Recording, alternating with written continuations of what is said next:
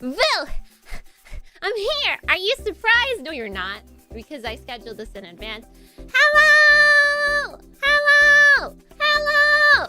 Hello! Hello! Hello! I'm alive! And so are you! Good to see you, good to see. Good to know that in my absence, nobody keeled over and died without me. That's very reassuring. Hi! Hi! Oh, I forgot I had hands. Okay, well, whoa. Because of the perspective of the camera, it looks like I have yaoi hands. Look, my hands are so big. I have yaoi hands. What if, wait, what if we were yaois together? Hello, everybody! Thank you for coming to welcome me back! I'm back! Tadaima! Did you miss me? Huh? I don't remember how to stream anymore. I don't know what I'm doing. What buttons do I press? What do I talk about? If I died, I would have let you know immediately. Oh, thank you. That's really responsible of you. Thank you for keeping me in mind after you've died. Hello! Look, it's me! I don't know why my fingers... Maybe this one's better? My finger's like hella bent. What's wrong? What's wrong with my... Is that my middle finger? I don't know. It's... I'm double jointed. Hello, everybody. Yeah, we're using 3D today because you guys only got to see my 3D model once. And you didn't really get to see it up close. I would like to use it for more streams, so you will be seeing it more often. I like it a lot. It's fun. I feel like it's more expressive than my other body. Wee! Wee! I can, like, lean. Wow! Wah! Wah! Wah! I can lean and stuff.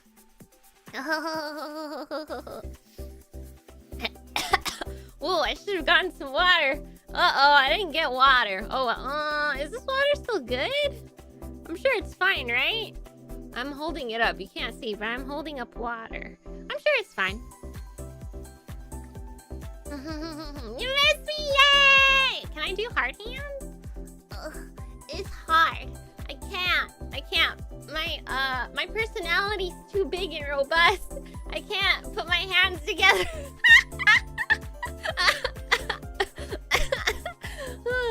I like seeing how bouncy you are. Thank you! Yeah, I feel like I am quite animated and bouncy. But it's, you know, sometimes my other body doesn't really portray that very well. I move around a lot. Huh? Get some new water just in case. It's okay, I already drank it. My stomach is strong. That's a lie. Why? Anybody who knows me knows my stomach is not strong. How have you guys been? What have you been up to? Does anybody have any fun, exciting updates to tell me? Did you finally get married? Huh? Have you gotten hitched? God, finally! How long has it been? Congratulations! She lied as naturally as she breathed. It's April Fool's Day, so if I can lie on any day, it's today. I'm pregnant, by the way. Oh, I should text that to my dad. Y'all know it's not real. It's April Fool's Day. You can say whatever you want with no repercussions. I'm pregnant. I found a Japanese boyfriend. I got married in Japan. Me and Rina Astera are not actually married. What else can I say?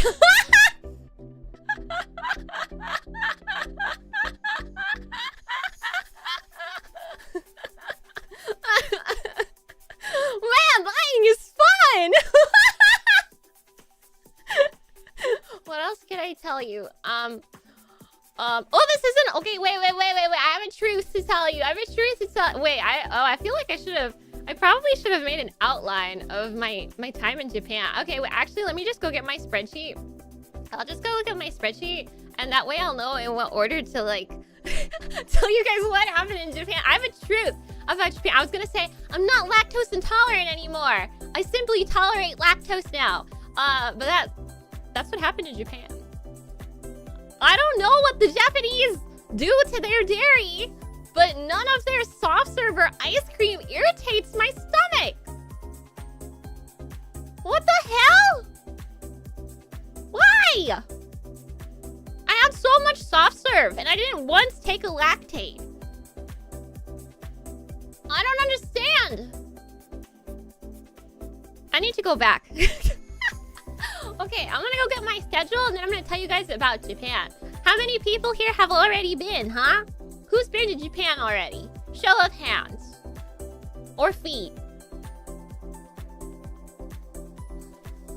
Hold on. Where's my Google sheet? Where's my spreadsheet? I should have gotten it prepared ahead of time. I'm sorry! I'm sorry! Where did I put it? I have to open another tab. I don't wanna. Everything's lagging now. No! Okay. Oh, see, look! I opened up another tab and now I'm PowerPointing! Maybe I'll just take a screenshot. Okay, hold on. I'll take a screenshot of how come it's... See, it's lagging. I can't... There's too much information on my spreadsheet that it's not doing what it's supposed to. Okay. Hold on. I think I'm just gonna... I'm gonna take a screenshot and I'm gonna paste it in MS Paint. That way I don't have to keep this tab open. That's turning me into a PowerPoint presentation. Yeah. Maybe because our cows eat so much corn? I don't know. What is it about the way that we process dairy that we don't make it easier to digest? Because there were some days I had soft serve like twice in one day. Literally went to the aquarium, got soft serve right beforehand because there's soft serve right in front of the aquarium. And then after I came out of the aquarium, I had soft serve again. Okay, I have my schedule out. I will regale you with the tales of my journey. My first ever journey to Japan. Okay, there's one foot in chat. Thank you for showing me your foot for free. I really appreciate that. Let's see. 3D Wi-Fi! You next, okay? You next. Wait, what was I gonna go do? Oh. What was I doing? I got distracted by Rita. What was I doing? Oh, that's right. I wanted to go... Oh, hold on. I'm gonna go check something real quick. Okay, so... I actually did not go to Japan right away. I flew out for a wedding. I flew out somewhere for a wedding. Can I tell you whose wedding I went to? Hold on. I go check. Has she announced it?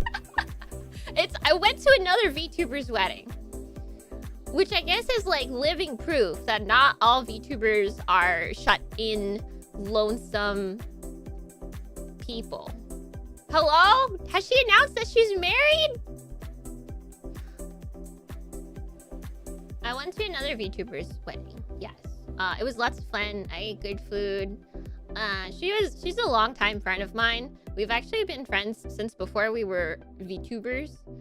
Long ago and far away. I've known her since she was in middle school. Let me see. I don't think she's ever... Okay, I don't think she announced it on her, like, public account. So I'm not going to tell you whose wedding I went to. But I went to somebody's wedding. And that was fun. It was nice. I got to catch up with her and see her in a beautiful wedding dress. And, of course, I cried because I've known her since she was in middle school. So... seeing her get married made me get super emotional. And she was like, stop crying. You're going to make me cry. And I haven't even walked down the aisle yet. And I said, okay, I'm sorry. I just... I've known you since you were like 12. And now you're getting married and I'm at your wedding. Yes, I cried. I hung out with some other VTubers during the ceremony too. So yeah, not all VTubers are shut in hikikomori neats. We go out and touch grass. We go out and get married. It's just that easy. Nari! Nari, I love you! I miss you too! When are we gonna hang out again? How come you're not wrenched? I'm gonna give you a wrench. Catch, babe. Can I throw it? Oh, it's not very fast. Throw. Throwing's hard. Oh. Okay, so before I went to Japan, I went to a wedding instead. And that was fun. That was nice. Okay! I went that route. It's okay. It's not too... I don't throw too hard, I feel like. I do like a soft, gentle, underhand throw so you can like catch it. So the first day... So this is... I have a confession to make. I lied. And not on April Fool's Day. I lied to you before already. I'm sorry. It had to be done. On my schedule, if you look closely, if you were paying attention to my schedules that were getting automatically posted while I was on vacation, you can see that on the days where I don't upload anything, there are still like offline tabs or like commentary that still give you kind of an idea of what I'll be doing. That was a lie. So like on the March 17th schedule, it says like hanchou goes to Japan. Okay, that's true. No, I didn't go to Japan on that day. I flew on a different day. And then there are other ones that are just like hanchou goes to Akiba, hanchou goes to Osaka, hanchou goes to Kyoto. Those are lies. Those are all places I did go, but I didn't go on those specific days. Sorry, I had to protect myself. I had to make sure that nobody was gonna follow me to Japan and try and find me, you know? So, I'm sorry. You feel free to write a call-out post because I lied to you. Let me think. 1, 2... Yeah. That explains why I didn't see you there. See! Listen! If you found me in Japan and you said, okay, this is the scenario. I'm walking down the street in Japan and like talking to my friends, right? And since my voice is so distinct and obviously not speaking in Japanese in Japan, you're like, oh, first strike, foreigner. Oh, second strike, kind of unique, weird voice. And then you call out, �fionnafonart. Oh, third strike. She turns around. Upon turning around, the force of my personalities would hit you with such force that you would probably be knocked unconscious. So it's better that we don't interact, okay? Alright? I did this to protect you. Alright? So, the actual order of the places that I went, and I can tell you now because I'm not there anymore. I thought of everything. The first place that I went was Ikebukuro. Ikebukuro, I feel like, is a place that you would know to go as a tourist, but like only if you were into otome games. I feel like if you were gonna go and you were gonna go to like Anime Town, right? You would go to Akiba or Akibahara. That's where all of the foreigners are. But if you go to Ikebukuro, that's kind of like where all of the otome, girly themed media shops are. So you wouldn't go there unless you were into otome. Which you should be. Why aren't you? Traitor. So of course, on my first trip to Japan, the first place that I need to go is the land of all of the otome game merchandise. And that's basically like all I did on my first day. I just ran around from store to store looking for merchandise of my Oshis. So I basically went to Japan with the thought that I would only buy merchandise for myself. I was willing to buy merchandise for other people, of course. But I would only buy merchandise for myself if it was of my JP Oshi or my EN Oshi. That was like my promise to myself. However, I did violate it. Members will get to see pictures of what I bought tomorrow. Yeah, that's members only content because it's secret. Because if I show you everything I bought, you will immediately be able to tell who my Oshi is. And I feel like I want that kept under wraps. So that's members only content. Those of you who are members will get to see it tomorrow. Okay? Why is my finger fucked up? Tomorrow. So I went to Ikebukuro the first day, and all I did was do some shopping. And I did find merchandise, a decent amount of merchandise, with my Japanese Oshi on it, which is like honestly understandable. And I didn't find a single thing of my EN Oshi, which I kind of expected, but I was hoping, I was praying, because like I did a little bit of research ahead of time, and I read Reddit, like, hey, is there merchandise of this specific like group here anywhere? And they were like, oh yeah, you can find this group like here.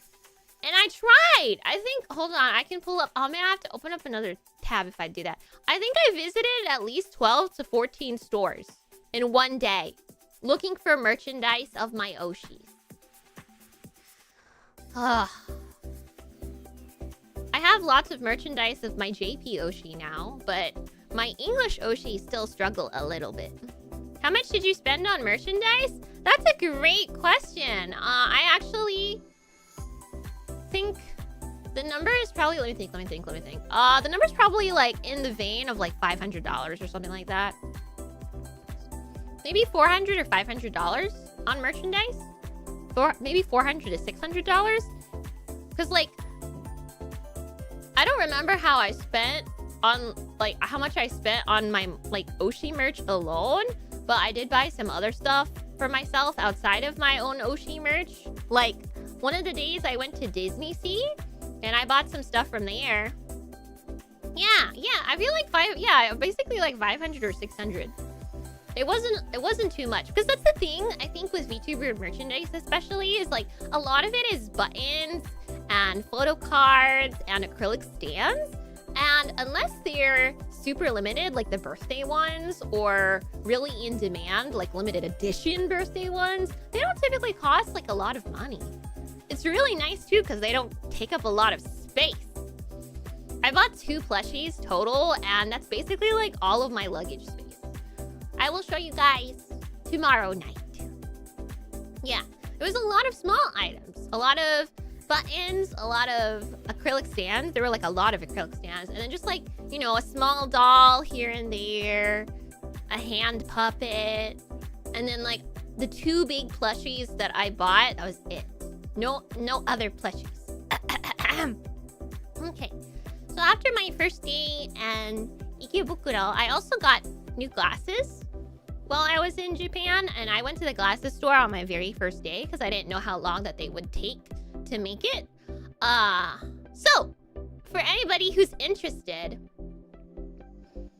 getting glasses in Japan is like rather reasonable. It's not super expensive, and unless you need a special coating, which I did get, unless you need like special coating or like colored lenses, it's not too long either. So for reference, the last pair of glasses that I got that had the anti-glare on it and the blue screen strain reduction on it cost me 600 buckaroos. $600 for one pair of glasses. That's a little too much. That's a little too much. So I went to Japan and I got 3 pairs of glasses. I got 3 pairs of glasses, okay? And these glasses also have the same exact specifications. Blue light strain reduction and anti-glare. You want to guess how much they cost me? It was for 3 pairs of glasses.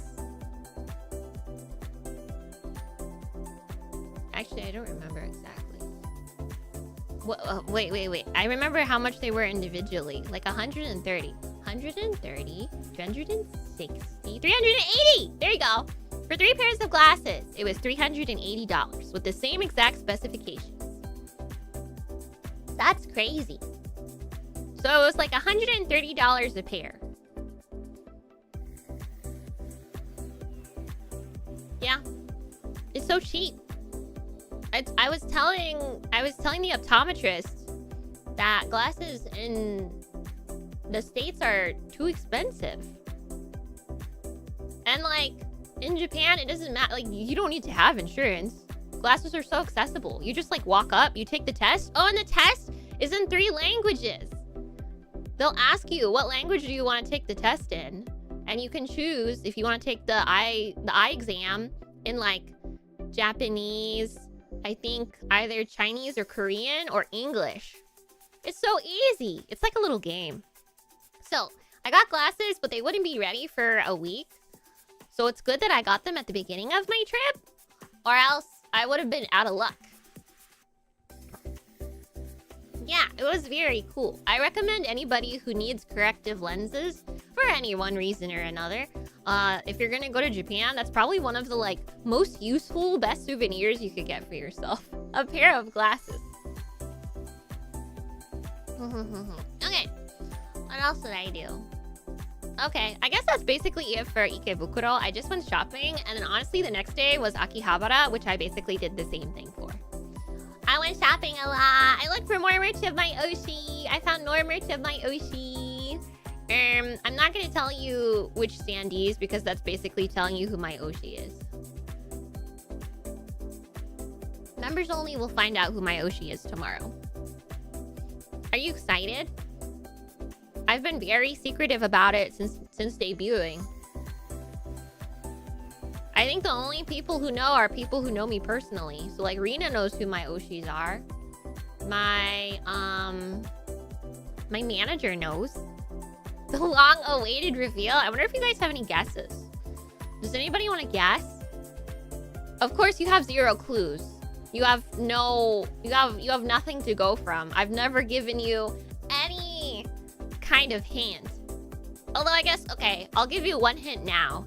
But, so, for those of you who watched the Lethal Company collab with Rina and Fleon and Ryoma, at some point in the collab, Fleon asks me what my favorite kind of voice is. And I say, I like cool voices. And I was thinking of my Oshi when I said that. I was like, but I think my Oshi has a really cool voice. But that doesn't narrow it down. I thought for a while, but I have no idea. Yeah, I'm sorry. I haven't really given you, like, anything to base it off of. You really... No, nothing. And it's like, the thing is, you can't even go through, like, my following or whatever. Because I follow my Oshi on a side account. So they have a cool voice. They do! They have a really cool voice. Very cool. Very neat. I'm very fond of them. Let me think. Akihabara, I went shop. So in Akihabara, I was surprised that there were so many foreigners. There were not that many foreigners in Ikebukuro. I saw maybe one other group of foreigners during my entire day there. And that's like kind of what I expected. That's what I expected my visit to Japan to be like. But I actually think Ikebukuro was probably like the place that had the least amount of foreigners when I visited. But I guess that's okay. Oh, you know what? I have to tell you about this experience I had in Ikebukuro. I felt so sad and so bad. Okay. So I'm shopping in Ikebukuro, and I found a store that actually has like a decent amount of merchandise for my Japanese Oshi. And I'm like so hyped. And I'm basically like standing in front of the display for like a good 10 or 15 minutes, combing through all of the keychains, all of the acrylic stands, and all of the photo cards, just like taking as much as I want and putting it into my basket. And so at some point, someone else approaches and they look like they're like looking at the same display that I'm going through. So I take a hint and I kind of like give them space to browse. And I'm like, you know, I think I've gone through everything. This is enough. I can probably go check out. So I go check out after wandering around the store for a little bit. And when I go to check out, that person who was in front of me at the display of my Oshi is also checking out. They're in front of me. I guess I took too long, like, exploring the store. And they ended up getting in front of me. So then, I see them checking out, and they're also buying merch of my Oshi! And I'm very conflicted. I'm like, oh my god, I need to talk to them! They like my Oshi too! I need to talk to them. But at the same time, I saw that they only bought, like, maybe one thing? And I felt kind of bad, because I was like, oh shit, what if I took all the good stuff already for myself? I'm sorry! So I didn't know what I should do! Should I talk to them? But then they're gonna be like, oh, here's the fucking bitch who took everything. I don't want them to not like me, but at the same time, I wanted to make friends. But they were really fast. And obviously, since they were in front of me in line, they checked out really quickly. And since my basket was full of shit, like, it took me a little while to check out. So by the time I got away from the register and went outside to go look to see if they were still there, they were gone. So, missed connections. I'm sorry if you're out there. I'm so sorry. I'll tell you all the stores that I found their merch at, okay?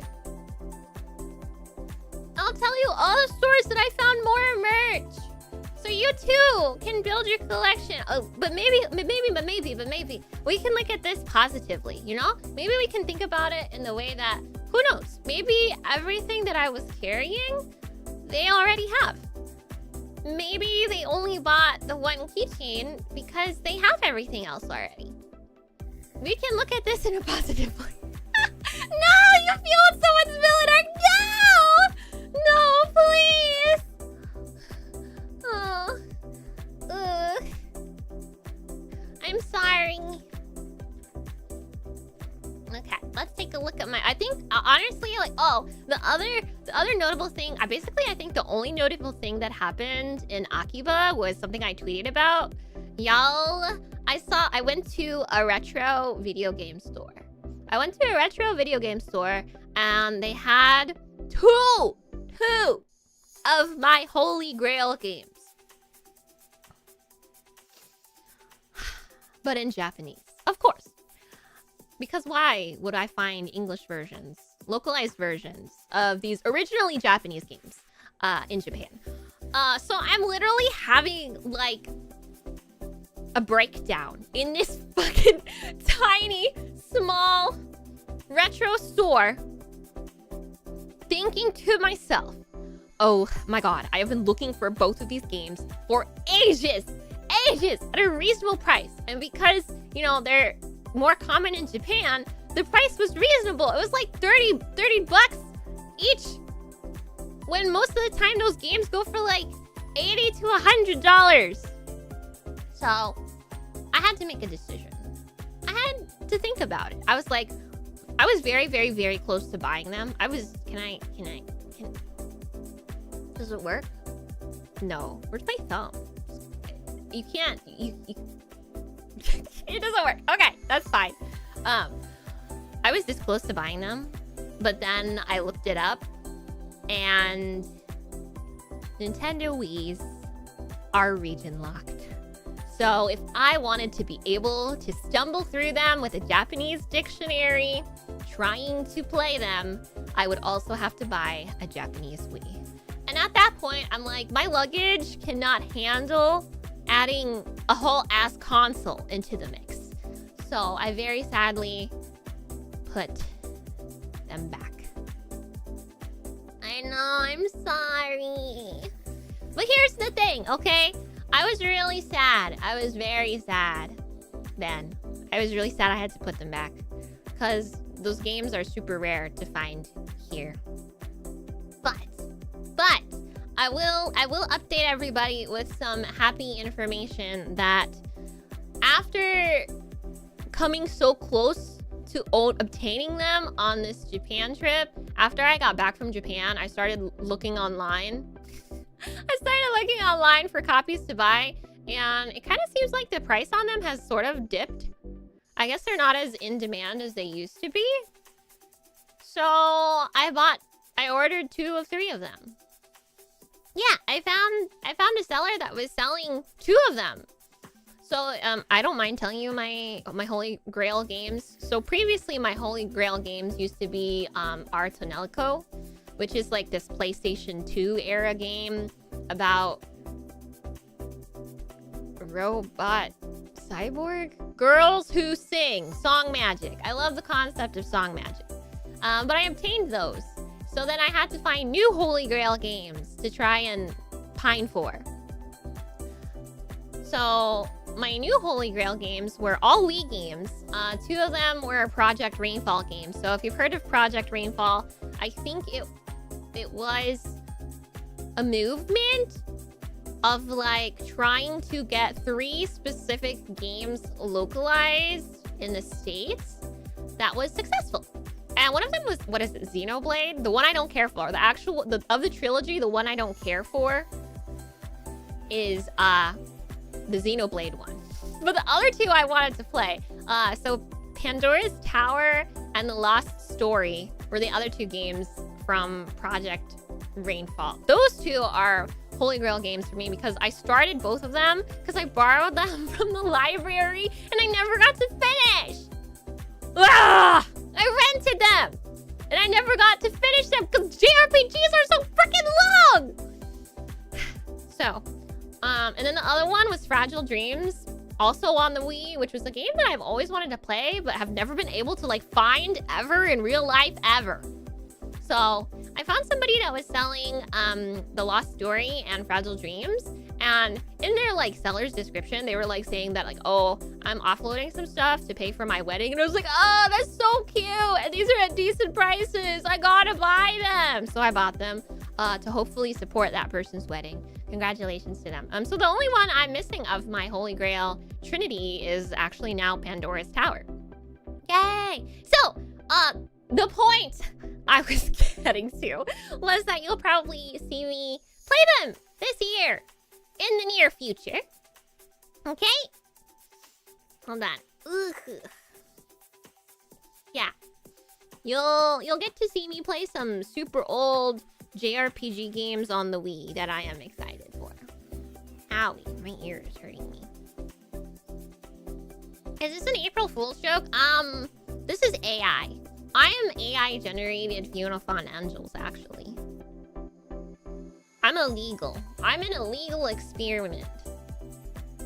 Alright, moving on. So that was basically because I talked about when I went to Ikebukuro. Yeah. The night that I was in Ikebukuro, I stayed in a manga cafe because that's not something that we have here where I live, of course. I wanted to experience it because you read about manga cafes like a lot in anime and manga. And so I wanted to try it. I read about like the ones that have like large flat padding. I read about it in Dress Up Darling. So I went to go stay in one for one night just to try it. And they didn't give me a blanket or anything. It literally is just like the television and the old ass computer in the room.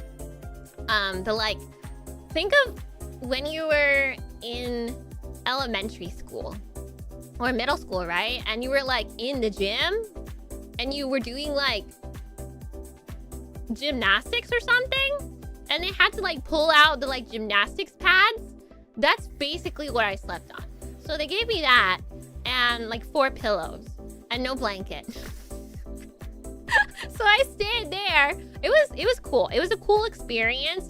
I honestly didn't hate it, especially like the lack of a blanket didn't bother me because you can set a temperature in your own room. So I set it all the way up high. It was all the way up. So I was so warm I didn't have to sleep with a blanket anyway. But like in my case, I like the weight of the blanket. It makes me feel safe. But it's okay. I got to sleep anyway. Whatever. It was a cool experience. I feel like if you're trying to travel through Japan on like a budget, it's probably a decent like lodging. Because you can take a shower, you just have to pay an extra fee. And the bathroom is like, obviously, it's like, think of it as like sleeping in a college dorm. You have like a shared community bathroom. It's not too bad. It was super clean and super quiet. Okay, moving on. The day after I was in Akiba, I took the Shinkansen, which was really cool. I love trains. And I went over to Kyoto! Yay! Hold on, I need water. I remember finding Pandora's Tower for like $30! Did you buy it? Please say yes! Please say yes, please say yes, please say yes. That's my last game that I'm waiting on. I just have to find one that's decently priced, and then it's all over. And then I have no more games to like pine for, you know? What am I supposed to do?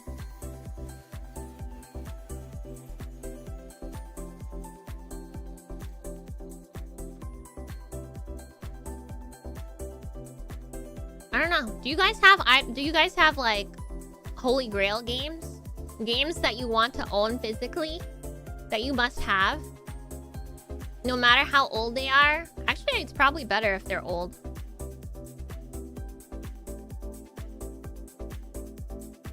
Because I feel like once I buy the is it the last story? The last story. I forgot. Once I buy the last story, Pandora's Tower, and Fragile Dreams, I don't have anything left to pine for. Legend of Dragoon. Oh wait, I think I've seen that game. Yeah. One of my Final Fantasy 14 friends hella loves this game.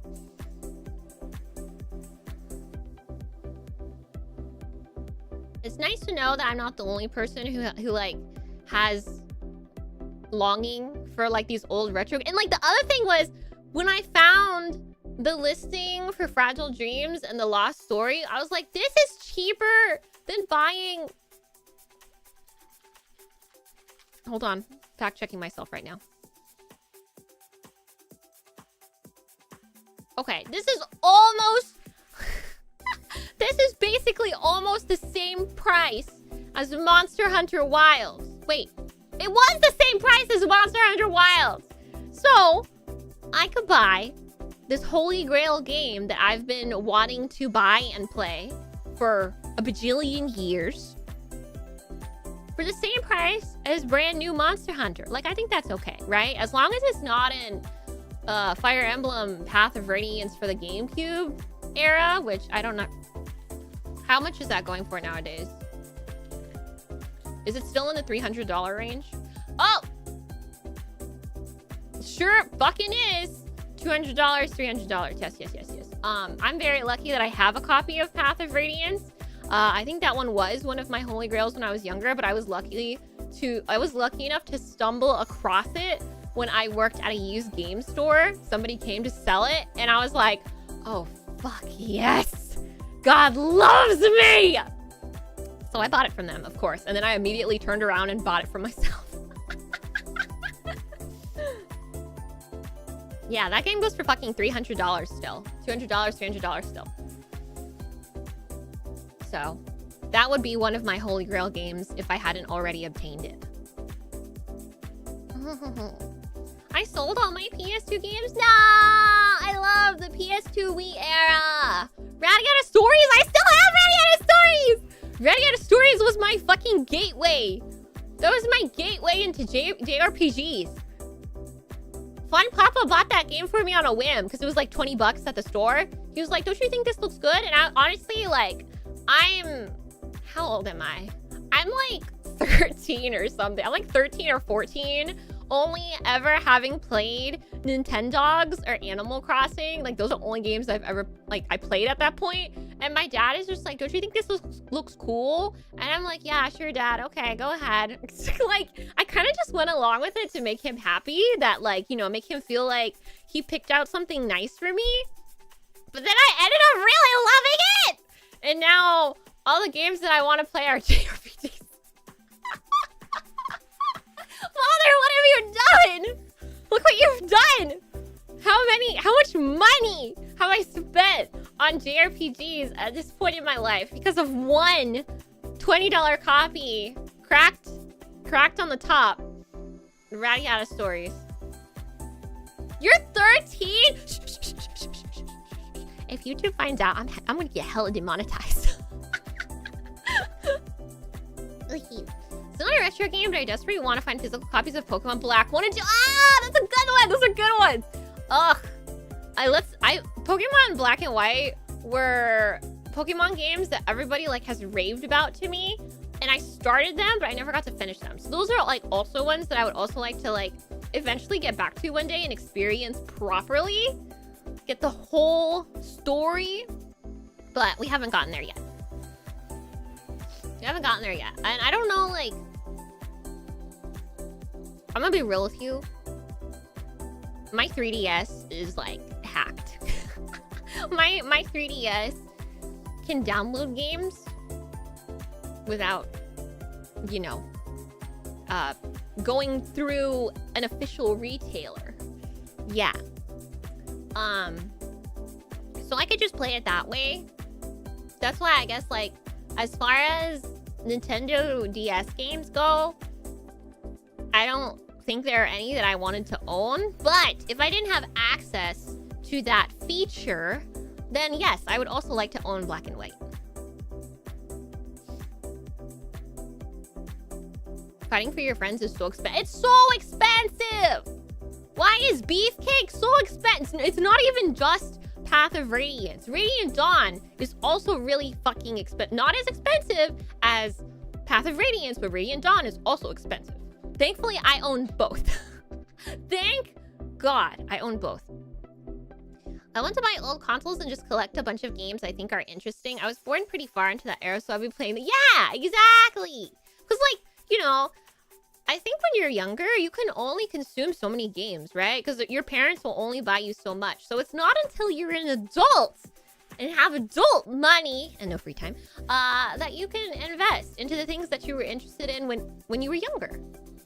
That's basically what I'm doing. I'm basically rounding up all of the games that I wanted to play in middle school and high school and couldn't have access to, and then just enjoying them as an adult. Sometimes I feel like I want to do that more than play new games. I need to feed my 14-year-old self first. My brother sold almost all of our SNES N64 PS. No! That's so sad. Because, like, I get it, right? I get it. Like, you lose interest. It's not always, like, something that needs to stay in your life. Me looking at my dad's old Xbox. Like, I don't need that thing. But... somebody else might! Somebody else in your family! Somebody else you know! I never had a GameCube, so I bought one like a couple years back. I still haven't played it. I always went to a friend's house and played Super Mario Sunshine on their GameCube, so that's why I love the GameCube and I love that game, but I've never finished it either. That's another game that we have to finish on stream one of these days. Father had no idea the long-term effect of his act. I feel like I tell him constantly, you are the reason why I am the way that I am. Because my father introduced me to anime. My father is a Pokemon nerd. He collects Pokemon cards. He bought me Pokemon VHS. He listened to Japanese Pokemon music in our minivan. Like... you're the reason why I am the way I am. So, yeah, the whole, like, the reason I'm here in front of you now. I'm here in front of you now. Because my father introduced me to video games and anime. He should feel proud of himself. I bought that game in NYC. What, black and white? That is literally NYC. That is a souvenir. You're so right. That's like, I'll tell you about this. I have to get back on topic. I'm supposed to be talking about my Japan trip. Okay, I'll tell you about my fun souvenir experience when we get to that day, okay? Wait, we're already there. Oh, okay! My fun souvenir experience is when I went to visit, in Kyoto, the Arashiyama bamboo forest. I don't know how to describe it other than it's kind of like a classic Japanese styled area that's got like bamboo forests that you can walk through. Anyway, while I was there, I stumbled upon standees, Nikkei standees of Diesel and Dorothy. And I was like, what are these doing here? Jump scared by my wives. And then I like poked around and I found out that Arashiyama was doing like a Nikkei collaboration to celebrate, I think, the launch of like one of their new trains.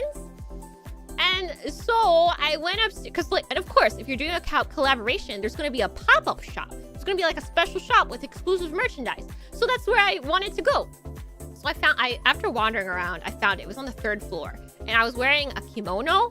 So I had to like hoof it to the 3rd floor via the stairs, because no elevator, in my kimono and sandals. Oh, that was so hard. Ugh. Going down the stairs was okay. So coming back was okay, but going up was rough. So I finally find the pop-up shop, and the like special promotional image is Diesel standing in like the Arashiyama station in front of the like brand new train that they're promoting, which like of course makes sense. I'm glad that they chose Diesel because she's so flipping cute. So I buy that as my souvenir for Kyoto Arashiyama, because I'm like, this is awesome. This is the best souvenir ever. It literally like proves that I was here in this place. It'll remind me of my trip here, and also has beautiful illustrated anime wife on it. What else can I ask for? It was great. I felt so accomplished. Like I was literally, day was made. Nothing could bring me down that day. So besides that, besides experiencing wearing kimono. Oh, you want to know a fun fact about wearing kimono? I don't think this will ever be relevant to many people here. First and foremost, wearing kimono is fun. It's interesting. But if you're a lady, I'm pretty sure you have to wear more layers than the men do. So it's a little bit stifling. I would not recommend doing it. I would literally not recommend doing it on any day that's warmer than probably like 70 degrees Fahrenheit.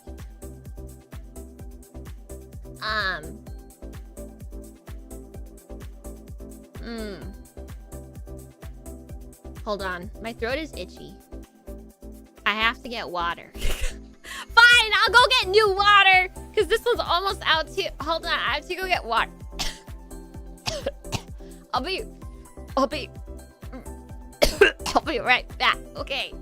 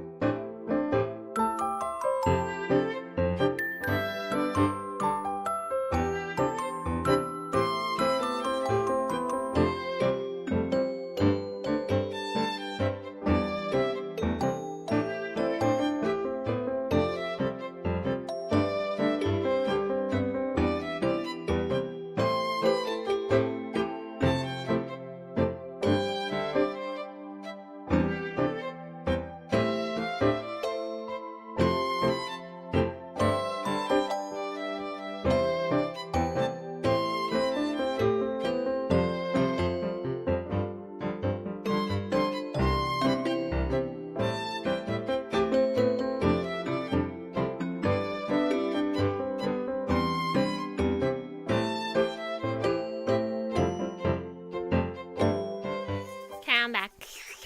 I'm gonna crack it open. Ugh. What was I saying? Oh, right, the kimono. It's fun, okay? The kimono is fun. I didn't use the bathroom in it, but I was worried about if I did have to. So if that's a concern, if you have like an overactive bladder, maybe. So here's the nice thing about the kimono rentals. You can come in at an appointed time, and then you basically get the kimono until like closing time, right? So if you come in at like opening, you have the kimono for the whole day. Whereas if you come in at like 3 p.m., you have the kimono for like 2 hours, 3 hours, or whatever. So they're nice like that. They don't make you return it after like a certain amount of time. You just have to return it before the end of the day. But I don't think I wore mine for that long. The one thing that I thought was an interesting observation was there are several different types of kimono you can choose from. I'm going to try and explain this very simply because I feel like this concept might be difficult to understand for some. There are different styles. There are different styles of kimono that you can choose from. And there are like the retro style, the like, I guess what you would call the standard style, the bright kimonos that you're used to seeing, the super formal style, like the ones with the really big sleeves. And then like this like lace style where it's basically lace all over. And something that I noticed was that the foreigners always choose the brightly colored kimono, but locals only wear lace or like neutral colored kimono. So like I'm out here wearing bright red because I love the color red, right? But then I'm like walking around and I noticed that all the actual Japanese girls are wearing like cream, beige, mauve, brown. And I'm like, oh, is that the local style? So then I suddenly feel like self-conscious because like, oh damn, the Japanese know you're a foreigner because of the style of kimono that you pick. Only the foreigners were wearing the bright colored ones. So again, I don't think this is going to be an issue for anybody ever. But like, you know, if you go to Japan with your wife and she's like, oh, I don't want to draw too much attention to myself. Which kimono should I pick? Make sure you advise her to pick one of the ones that's like more neutral colored and isn't too bright. That's just an interesting observation that I saw. You know, I was being gaijin. I'm sorry. No.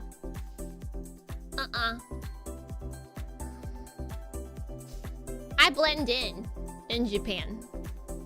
If I'm wearing the same like type of fashion as they aren't gonna know. Especially with my really good sumimasen accent. my super Nihongo Jozu. Need to get wife so I can recommend a neutral color kimono rental in Kyoto. Got it. Thank you. Take notes. Take notes. I'm helping you earn Riz points with your future wife. For your socially anxious future wife. Good luck to her. Thankfully, like, I feel like I'm a very unbothered, confident person. So, like, I was a little bit self-conscious, but for the most part, I was like, whatever. I was like, this color is really pretty. I like it. That's what matters. Angela, she's lying again. I would never lie! Would this face lie to you? Would this face lie to you? I'm batting my eyelashes innocently, okay?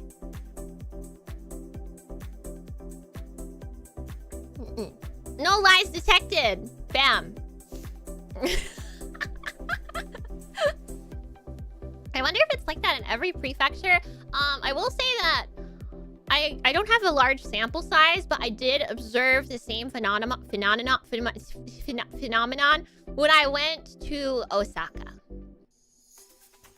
Let me think. Okay, so at Kyoto, I visited Arashiyama for the like soothing bamboo area. And I rode the cool little train that's got like open windows and like a see-through ceiling and like almost a see-through floor. That was really cool. But it was too freaking cold and windy, so it wasn't as enjoyable as I would have liked. It's probably much better closer to springtime and when it's not so windy. And I also, I almost forgot. I went to Nara. I wasn't going to visit Nara. So if you're not familiar, Nara Park is the deer park.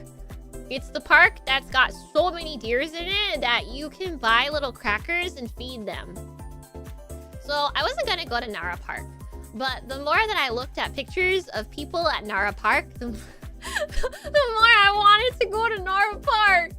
So I rearranged my schedule pretty last minute to fit in a trip to Nara Park. It was fun. I loved it. I got soft served. I got soft served while I was there. And I bought the little deer senbei crackers. And okay, all right, guys, I'm gonna give you some top secret strats for when you go to Nara Park with your shy girlfriend wife. Okay. All right. So your shy girlfriend wife wants to visit Nara Park, but she gets nervous easily. Remember, right? That's why she wants to wear a kimono that blends in with the locals and not one that outs her as a dirty foreigner. So here's my advice to you. You're gonna buy the rice crackers for her for a good old 200 yen a handful. Okay, and then you're gonna tell her when you feed the deer, feed one deer and then walk away. Okay, this is the secret to not getting mobbed by the deer at Nara Park. Because guess what happened to me?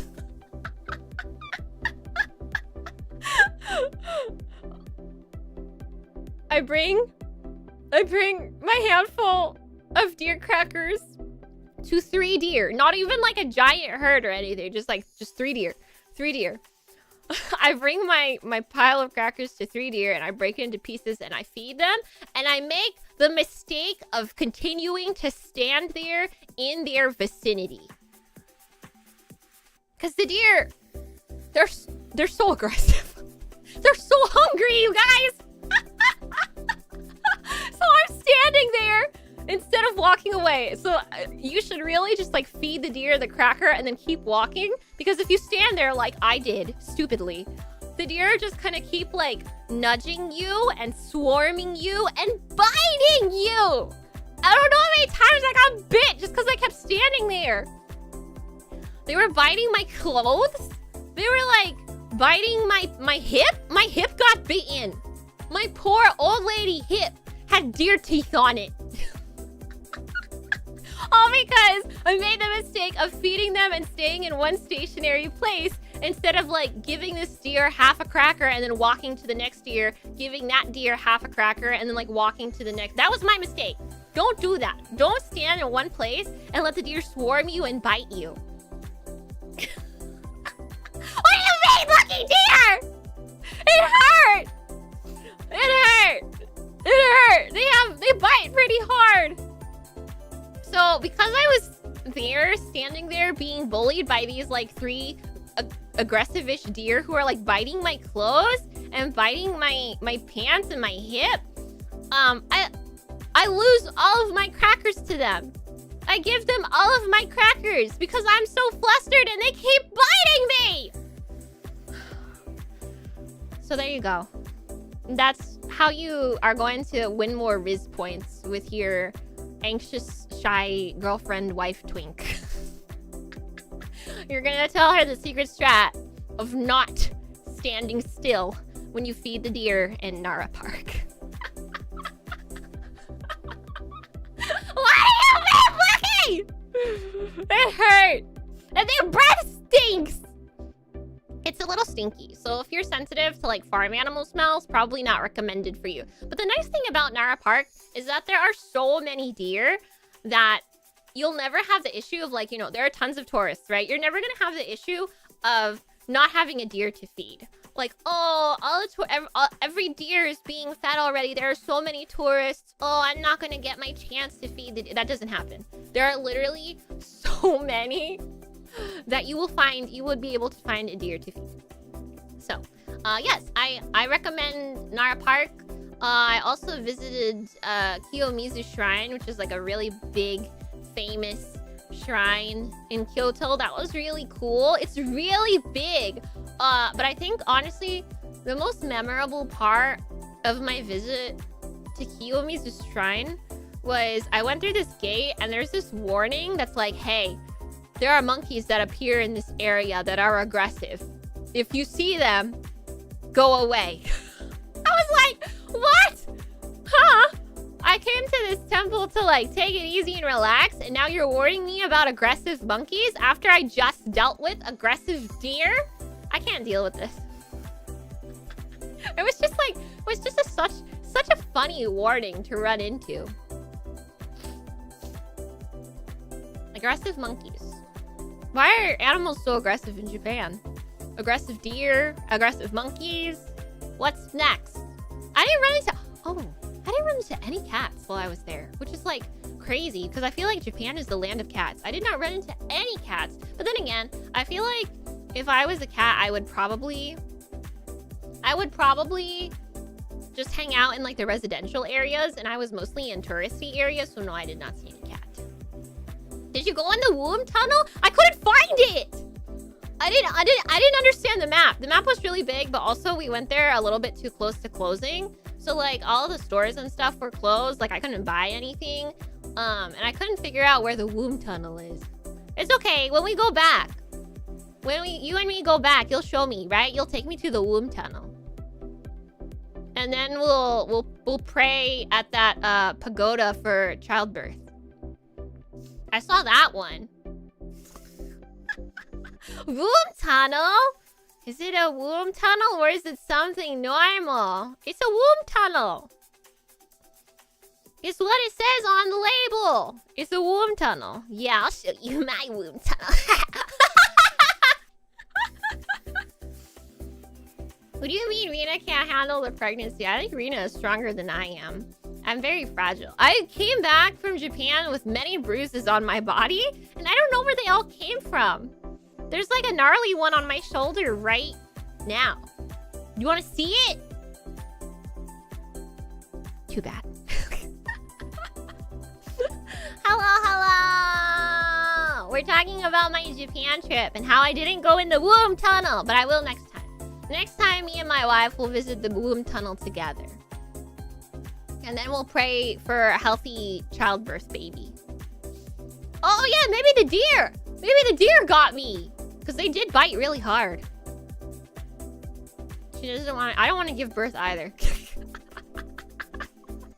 We're gonna find a surrogate. We're gonna hire a beautiful ikemen for a healthy empreg lesbian surrogacy birth. That's a lot of words that shouldn't be going together. Anyway, what did I do after Kyoto? Oh, after Kyoto, duh, I went to Osaka. Easy. I went to Osaka, but Osaka, I feel like wasn't. This is not like a super. It doesn't have anything super exciting as the womb tunnel. I'm gonna be real with you. I felt like there was nothing as exciting as Osaka, to me, I felt like when I was researching it, Osaka feels like Las Vegas. Lots of like flashing lights and good eateries close together and basically just like nightlife-esque things, right? There were tons of ads for like host clubs in Osaka. It was crazy. There were like hosts on the billboards and on like the bus and everything. So that's why also it felt very Las Vegas-y to me. But when I was in Osaka, I mostly just like, I told you, I think, did I tweet about this? I tweeted about how I went to the Nintendo/Pokemon store in Osaka because they're on the same floor of this, like, both of them are on the 13th floor of this like building in Osaka. And oh my god, I was talking to Reno while I was there. I was talking to Reno while I was trying to brave the Osaka Pokemon store and Nintendo store because my coworkers wanted souvenirs. That's right. I was like, I'm dying.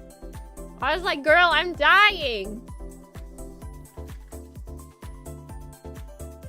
Literally, I sent her a message. And I quote, "Me currently dying in Pokemon Center, Osaka." Because it was hot. First, like, there were so many people. So first and foremost, Osaka Station was really, really crowded. It was just so crowded. I don't know. Maybe it's because I went on a weekend. And then I go up to the Pokemon store Pokemon Center / Nintendo store on the 13th floor. So I'm already like kind of tired because I had to go through super busy, kind of confusing Osaka Station, and then I have to like trek my happy little ass up to the 13th floor. So I'm already like overwhelmed. So I get there and it's really crowded and it's really loud and it's really, really warm on the 13th floor. And I'm like, oh my God, can someone please open a fucking window? Of course they can. Of course they can. So I wander around for a while and I can't stay. I go into the Nintendo store and I can't stay very long because it's too warm and it's too loud and it's too crowded and I'm like hella overstimulated at this point. So I go back over to the Pokemon Center side and I want to go in there because it's quieter in there. And then I realize that it's quieter in the Pokemon Center because they have a timed entry process. You have to take a ticket and the ticket says you can enter the Pokemon Center during this period of 10 minutes. And that's it. You can't come in earlier and you can't miss your window. So that's why the Pokemon Center was like easier to navigate because they were limiting the amount of people that could basically be in there at one time. So I actually enjoyed being in the Pokemon Center quite a bit, but the Nintendo store was... I literally had to go downstairs. You know, I had to leave the 13th floor and go downstairs and go outside the building and like sit down in like a sitting area outside and have some fresh air because I was so overstimulated. I was so overwhelmed. And I'm not really like the type of person who gets overwhelmed very easily. I don't particularly hate crowds. I think the thing that was bothering me the most was the fact that it was so hot. It was so warm. I was gonna faint up there. So, yeah, just like word of warning, if you're interested in going to the Pokemon store or the Nintendo store in Japan, brace yourself for crowds and dress for a pretty warm indoor experience. That's all I can tell you. But while I was in Osaka, I also picked up the new Nikkei art book, which we'll probably go over in stream one of these days.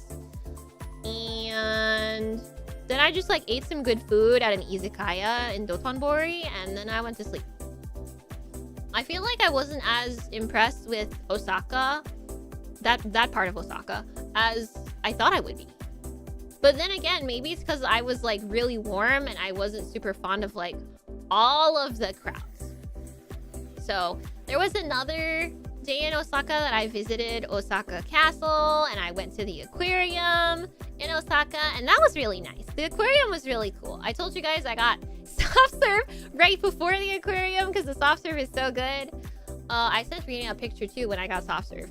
And then I went to the aquarium and I really like the Osaka aquarium because it's not like, for lack of a better term,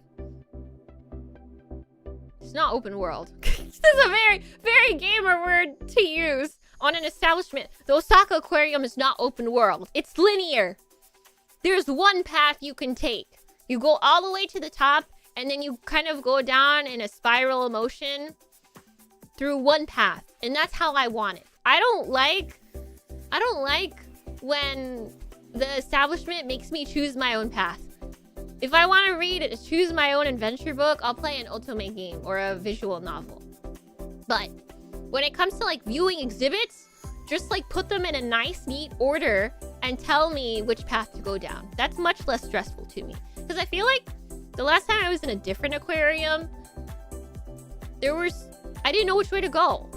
I didn't know, like, have I seen this already? I don't remember.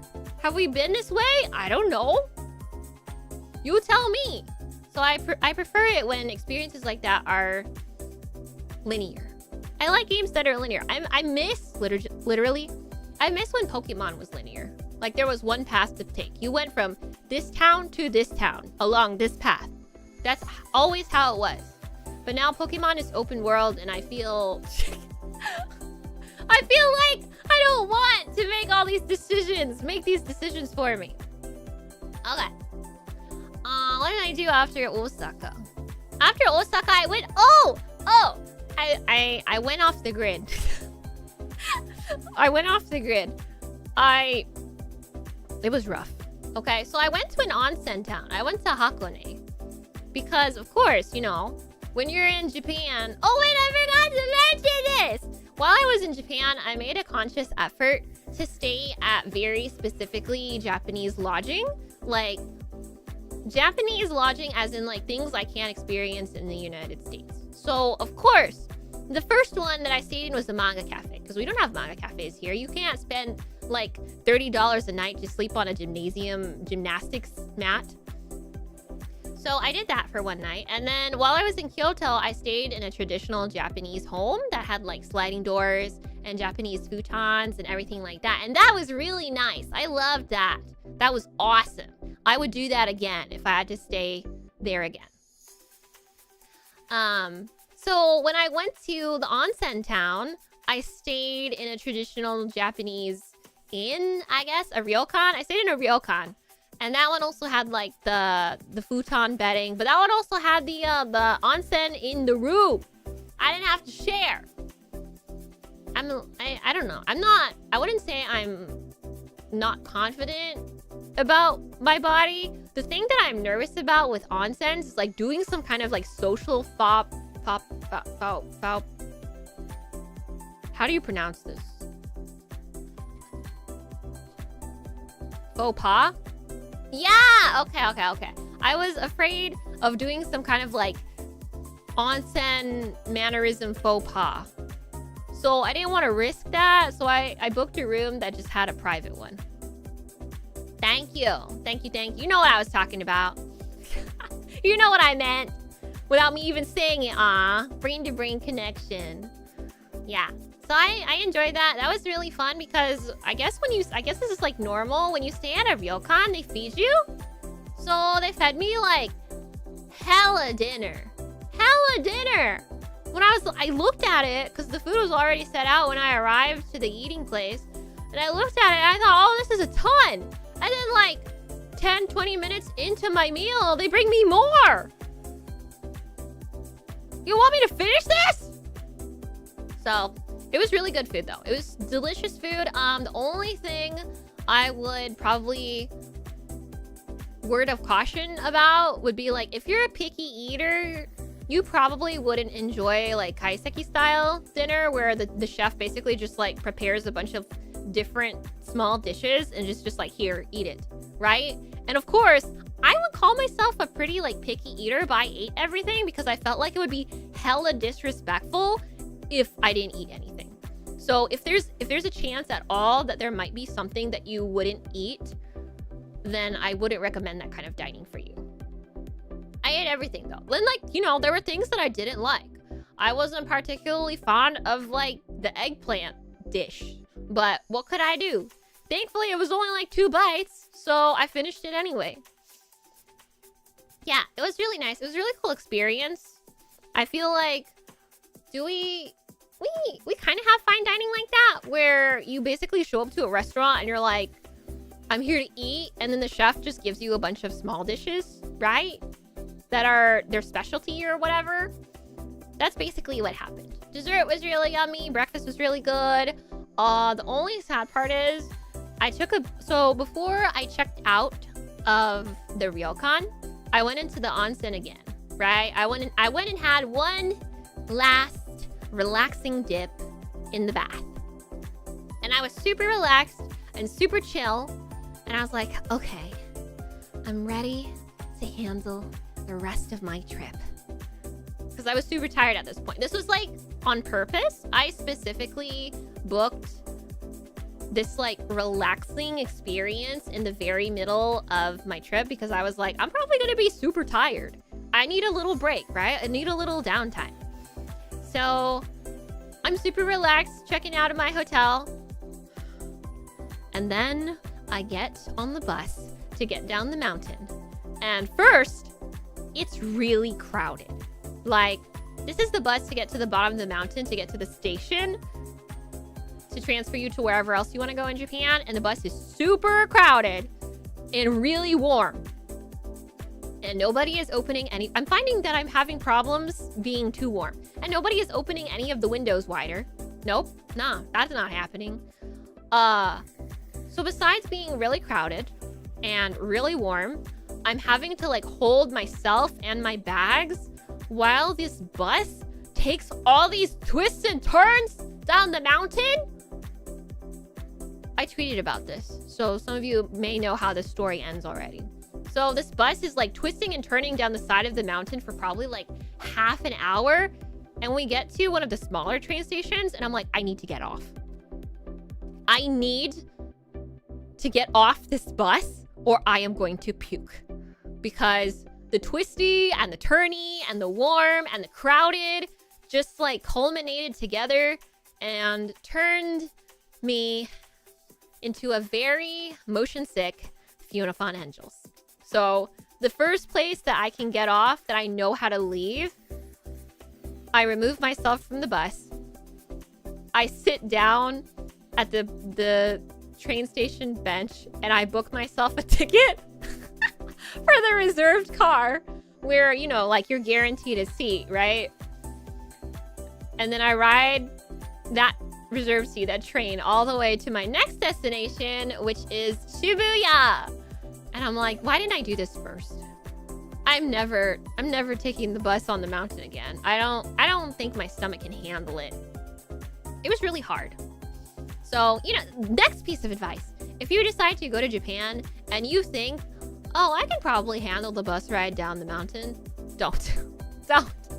I mean, like, if you have to, yes, do the 30-minute bus ride, not the hour bus ride, down the mountain to the small station, and then buy a reserved seat out. Exactly. It was really sad because I wanted to experience all different kinds of transportation while I was visiting Japan, but the bus, I guess, is just not for me. I have this problem with regular cars too. If I'm riding in a normal motor vehicle and I'm not the driver, I get sick. So that must just be like a me thing. I'm sure not everybody suffers from stuff like that. So we end up in Shibuya. Our journey brings us to Shibuya. And of course, the first thing that I have to do in Shibuya is go pay my respects to the Hachiko statue. As with many things in Japan, the line to take pictures with the Hachiko statue is super long. But the nice thing was that I stand in line to go take my picture with the Hachiko statue, but all of the tourists have kind of got like a cute little system going where one person will step up to take their picture at the Hachiko statue and the next person in line behind them will take their picture for them. So, you know, the person in front of me like is this cute Asian girl who's by herself. Haha, me too. Winking. She's by herself. And she like very timidly turns around and is like, can you take my picture? And I'm like, oh yes, girl, I got you. So of course, you know, since I'm an artist, I go all out. I do the thing where I like squat to get the best angle. And I'm like, okay, first one, 3, 2, 1.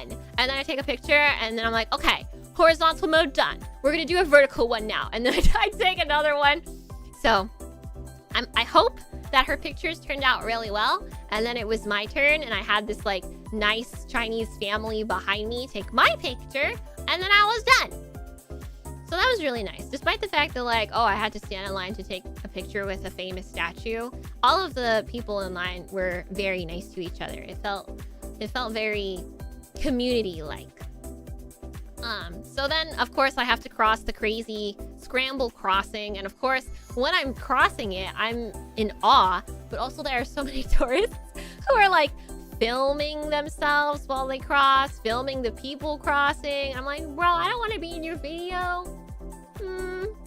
Couldn't you at least film this from like a high place where you don't see me? But whatever, you know, that's just what happens when you go to a tourist-heavy area. What else did I do in Shibuya? I ate conveyor belt sushi, which was really good. And then I went to Donkey again. And thankfully, I think... So the first Donkey, Don Quixote. If you're not familiar, Don Quixote is like a mega store in Japan that basically like holds everything. It's got all kinds of things. Makeup, pharmaceuticals and medicine, merchandise, clothing, travel supplies. What else?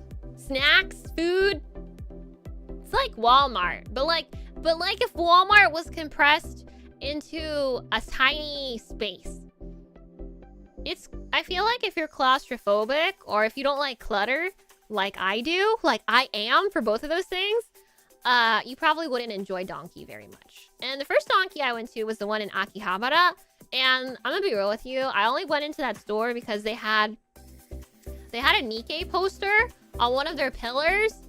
So I wanted to go inside because my wife, Modernia, was on one of their pillars. And they did have Nikkei merch inside. They had a pretty decent selection of like Nikkei merch, MiHoYoverse merch, and Final Fantasy merchandise.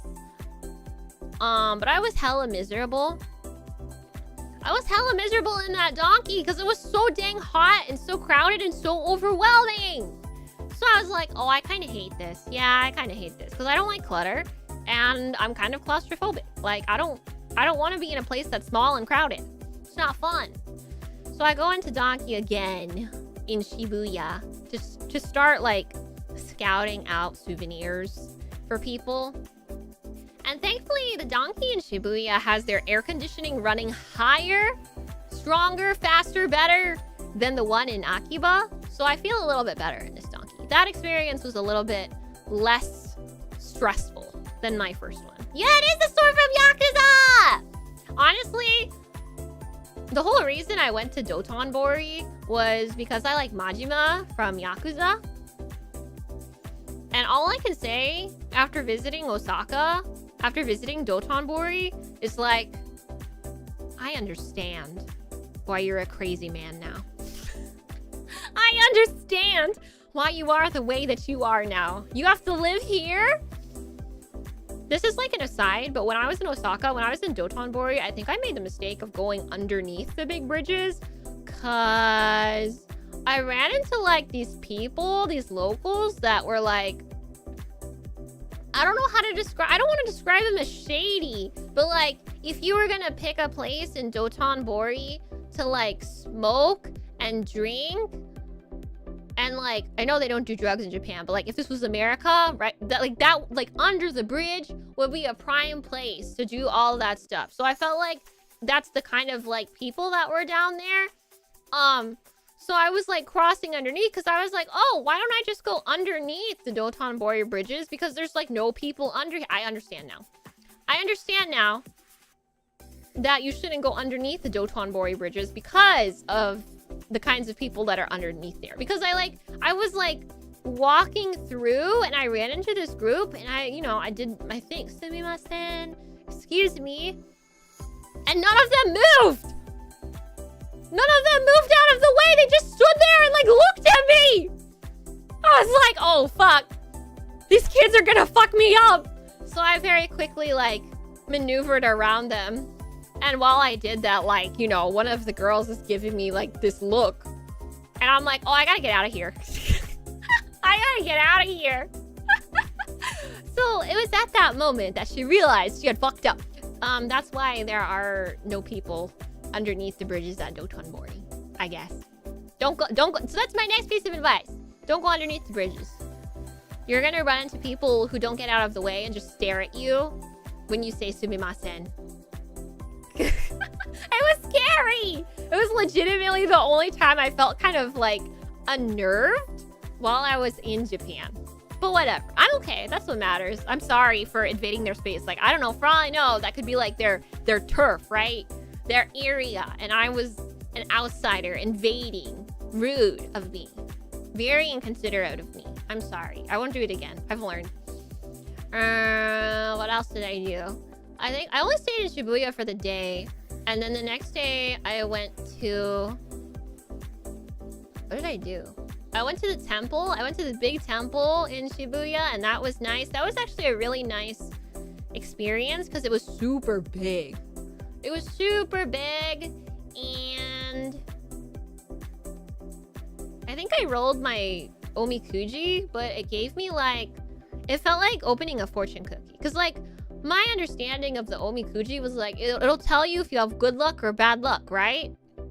That's what I wanted. I wanted someone to tell me that I have great luck, which I do. But it didn't give me that. There was no luck on the slip. It only told me like a proverb, like a fortune cookie or something. Gave me advice. I wanted to know if I had good luck. That's all. But it was a nice experience. It felt like it was... I enjoyed the outdoor experiences more. Like, I enjoyed going to the temples. I enjoyed going to the bamboo forest. I enjoyed seeing the castle. I really liked all that stuff. But, like, the urban stuff, like, you know, the big flashy signs in Dotonbori, I felt like I wasn't as impressed as I thought I was going to be. I'm not a city girl. No, I'm from the country. I'm from the country. No, I wouldn't call myself a city girl because I enjoy the perks of the city. You know, I enjoy the big cities that have walkable places and like easy to get around transit. I enjoy that aspect, but I don't particularly enjoy like all the flashing lights with the crowds. What did I do after the temple? Oh, after the temple, I basically like went back. I went back to go get my glasses from Ikebukuro. And that was nice. I messed up though, and I didn't bring the ticket. So when you go... There's my next piece of advice for when you visit Japan. When you visit Japan, if you buy glasses, don't fucking forget your claim ticket when you go to pick up your glasses. Because I forgot mine. And the poor associates were searching for my order for like 10 or 15 minutes. I was about to be like, oh, I'm so sorry. I can go back to my hotel and go get it. But they found it. I know, I felt like, it was at that moment, I felt like very touristy. I'm like, oh shit. I really am like a, you know, a dirty, nasty tourist. Making these poor locals work harder just because I'm stupid and forgot my claim ticket. Yeah, don't forget your claim ticket. Yeah, and then I went to Monster Hunter Cafe, as you guys saw. Wait, hold on, I need water again. I went to the Monster Hunter Cafe, as you guys saw. And I'm gonna be real with you, the Monster Hunter Cafe had better food than the Final Fantasy XIV Cafe. Also, better drinks. The Final Fantasy XIV drinks are kind of like... I feel like because the 14 drinks have to look a certain way, and you have so many like themed drinks, like you have character drinks, and you have job drinks, I feel like since they have to make so many different varieties, they gotta use a pretty decent variety of ingredients. So most of the Final Fantasy XIV Cafe drinks were like did not appeal to me at all. So when I went to the Monster Hunter Cafe, that's in the same building in Akihabara, I was pleasantly surprised that the food was really good. There were more things on that menu that I wanted to try than on the Final Fantasy XIV menu, and the drinks were better. The 14 Cafe is a nice experience if you play 14, but I feel like if you don't, just go to the Monster Hunter Cafe. Just save yourself the trouble of trying to decide what actually looks good on this menu and go to the Monster Hunter Cafe. Because the Monster Hunter Cafe food was all tasty. It was all good. I got the meat plate. What else did I order? I got pizza with egg on it, which is like weird, right? I never would have thought that I would be eating pizza with like scrambled egg on it, but it was damn good. And the HP potions, also damn good. I don't know what they have you mix into the HP potions at the Monster Hunter Cafe, but it's crazy good. It was really interesting too because like literally the day, I think the day after I was there, I saw that Scarlet Yonaguni from Nijisanji En was like also there recently, and I'm like, whoa, what if we were there together? What if? That's the thing about Japan. That's the crazy, scary, funny thing about Japan, is that like feels like if you know a lot of people or if you follow a lot of people, it feels like that like at any given moment, you'll see that somebody is also there experiencing the same stuff. It's very possible you could overlap. Because there were several times where I saw people that I was following posting about experiencing stuff in Japan. And I was like, oh my God, I was just there. Or like, oh my God, I just visited that place. I just came from there. Whoa, that's scary. Scary to think about, but also fun to think about. So yes, I highly recommend the Monster Hunter Cafe if you are looking for a themed cafe in Japan. I think that one was probably my favorite, but the next time that I go, I definitely also want to experience the Grand Blue Fantasy Cafe and the Dragon Quest Cafe, which are also housed in the same building. I just didn't have enough reservations in me. You know, you could only eat so many times a day, so I could only make so many reservations. Okay, what else did I do? Oh, so the day after I went to go eat at Manhan Cafe was the day I went to Disney Sea. I wanted to visit Tokyo Disney Sea because everybody who recommended it to me told me it's an experience that you can't really get at any of the other Disney parks. And I've been to both Disneyland Anaheim and Disney World Orlando. So as much as I was interested in Disneyland Tokyo, I decided to go to Disney Sea instead because everyone was like, that's a unique experience to Japan. Like you can't experience Disney Sea in any of the other countries. Only Japan's got that stuff. And honestly, like they're so right. There's some really cool experiences there. I feel like for book nerds like me, you'll appreciate that like so many of their, not so many, but like a decent amount of their experiences are not really Disney related. There's a Journey to the Center of the Earth ride, and there's a 20,000 Leagues Under the Sea ride. And I'm like, these are books. Hell yeah. Literature. Fuck yeah, I love reading. So, as someone who loves reading, I felt very comfortable there.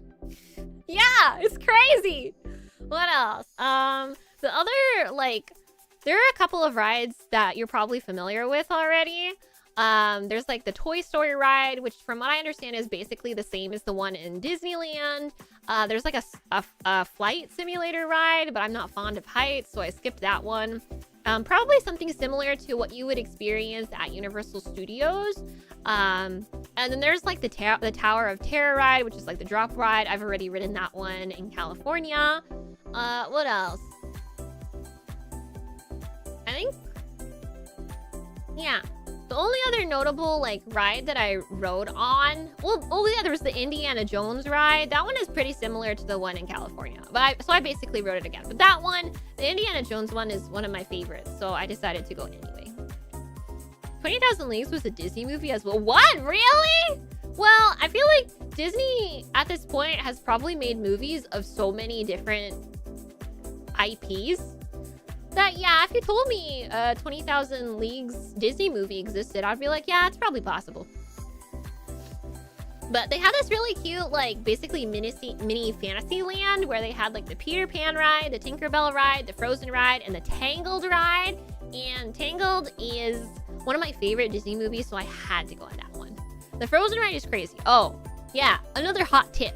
If you're gonna visit Disney Sea, get there super fucking early. Super fucking early. So the park opens at 9 a.m. and I started lining up at 8 a.m. and there were still already a ton of people in front of me. So unfortunately, if you want to be able to ride the Frozen ride, you need to get there probably 7 o'clock or earlier to line up. Because here's what happened. I show up to the gates at 8 a.m. thinking that, oh, the park doesn't open for another hour. I'm pretty early. I I should have a pretty good chance at securing digital passes to get on certain rides, right? And no, there's a ginormous crowd in front of me already. And when I finally get to the ticket scan gate, as I am approaching it, there is an announcement that goes out throughout the park saying, hey, the Frozen ride is unavailable. The Frozen ride is booked for the rest of the day. Nobody else can ride it. It is completely booked for the rest of the day. And I'm like, well, shit. Thankfully, that wasn't one that was like on my need to do list. That one was like, oh, it would be nice to experience it because I hear it's a really nice ride.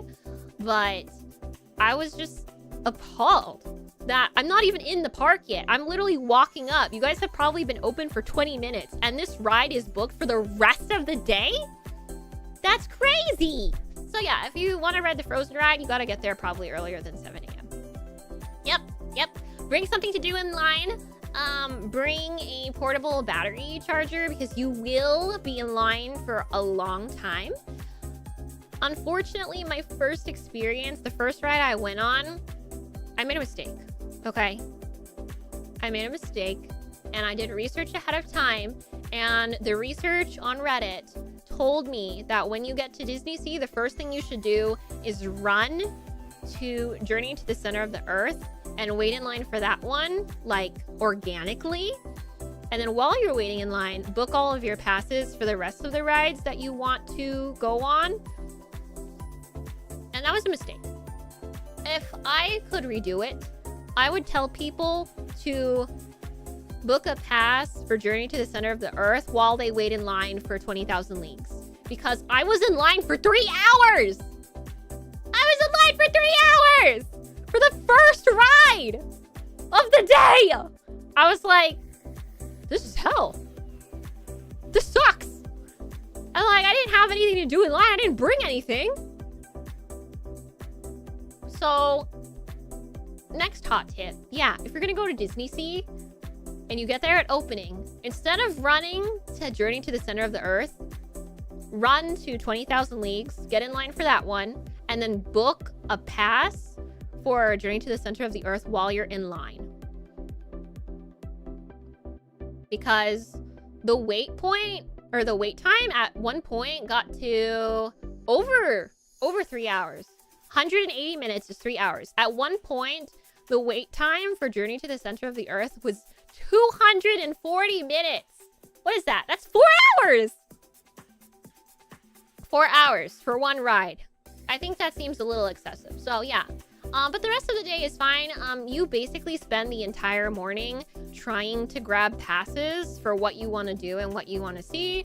And by 11 a.m., most passes for the rest of the day are taken up. So basically, once you get through your morning, you're good. You can enjoy the park, go to your rides at your appointed times, and then just like hop right in. But the morning's kind of rough. Yeah, it helps if you have a hyper planner like me. Unfortunately, I am not offering my services for hire at this time, but I'm happy to give you advice. But it was a nice experience. I really like the theming of the park. It feels very immersive. That's really cool. And basically, like, you know, all of the stuff that you're seeing in Disney Sea is not stuff you will find in other parks besides the, like, Tower of Terror, the Toy Story ride. That's basically it. The rest of it is all new. No planner for your next trip. I'm happy to give you advice. Okay, after the Disney Sea day, I basically just like that. So the Disney Sea day was my second to last day in Japan. And then on the last day I was in Japan, I basically just ran around grabbing last minute souvenirs for my friends and my family. And then hanging out in Asakusa, where there is the, if you guys are familiar, there's like famous images of like the giant lantern and the giant like gates. I went to Kaminarimon in Asakusa and visited the like shrine there. It was super crowded. Oh, it was so crowded. But it was a nice experience, and I had soft serve yet again. I think I had 2 soft serves. Yeah, I had 2 soft serves. So I kind of just like took in, you know, looked at the little shops, smelled the incense at the temple, I threw some money in and actually prayed for something. Walked around, sat in a park, looked at the cherry blossoms, looked at the people pulling the rickshaws, and then I went back to my hotel and got on the express line to the airport, and then I went home. That's it. That's probably like a very condensed version, but I honestly like, if it wasn't mentioning, I didn't mention it. That was, yeah, that was 10 days. 10 days worth of things that I did. I've given you all of my hot tips as somebody who visited Japan for the first time. So now you can go prepared. Anything else that I have to add?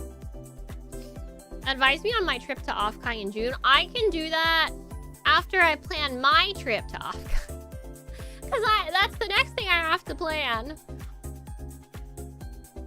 I don't want to think about although like it also depends on how long you're gonna be there. I'm really only gonna be there for the weekend because I have no vacation time left. I used it all up. I used up all of my paid time off, so I can only be there for the weekend, which means my planning is gonna be very quick and very easy and probably quite different from yours. An adventure? Yeah, it was. I had a lot of fun. I don't need the schedule open anymore, but let me go tell you. I can probably go find the exact number of, oh, there I go again. The exact number of like what I paid. Okay. So yeah, there's, yeah, the 360 I paid for my new glasses. $200 on merch here. I did not write it down on this day. Oopsie. 200. Well, do I include the amount I spent on souvenirs? Because I feel like I probably spent $600 or $700 on souvenirs. And then like $500 or $600 on merchandise to myself. Yeah. That's going to be the rough estimate. I have the exact numbers in my spreadsheet. Because at the end of every day that I was in Japan, I would sit down, I would take all of the receipts out of my bag, and I would write them all down in my spreadsheet to make sure how much I was spending and how much money I had left across all sources. I didn't spend all my money in Japan, but I spent like most of it. So I have to work overtime now. Yay!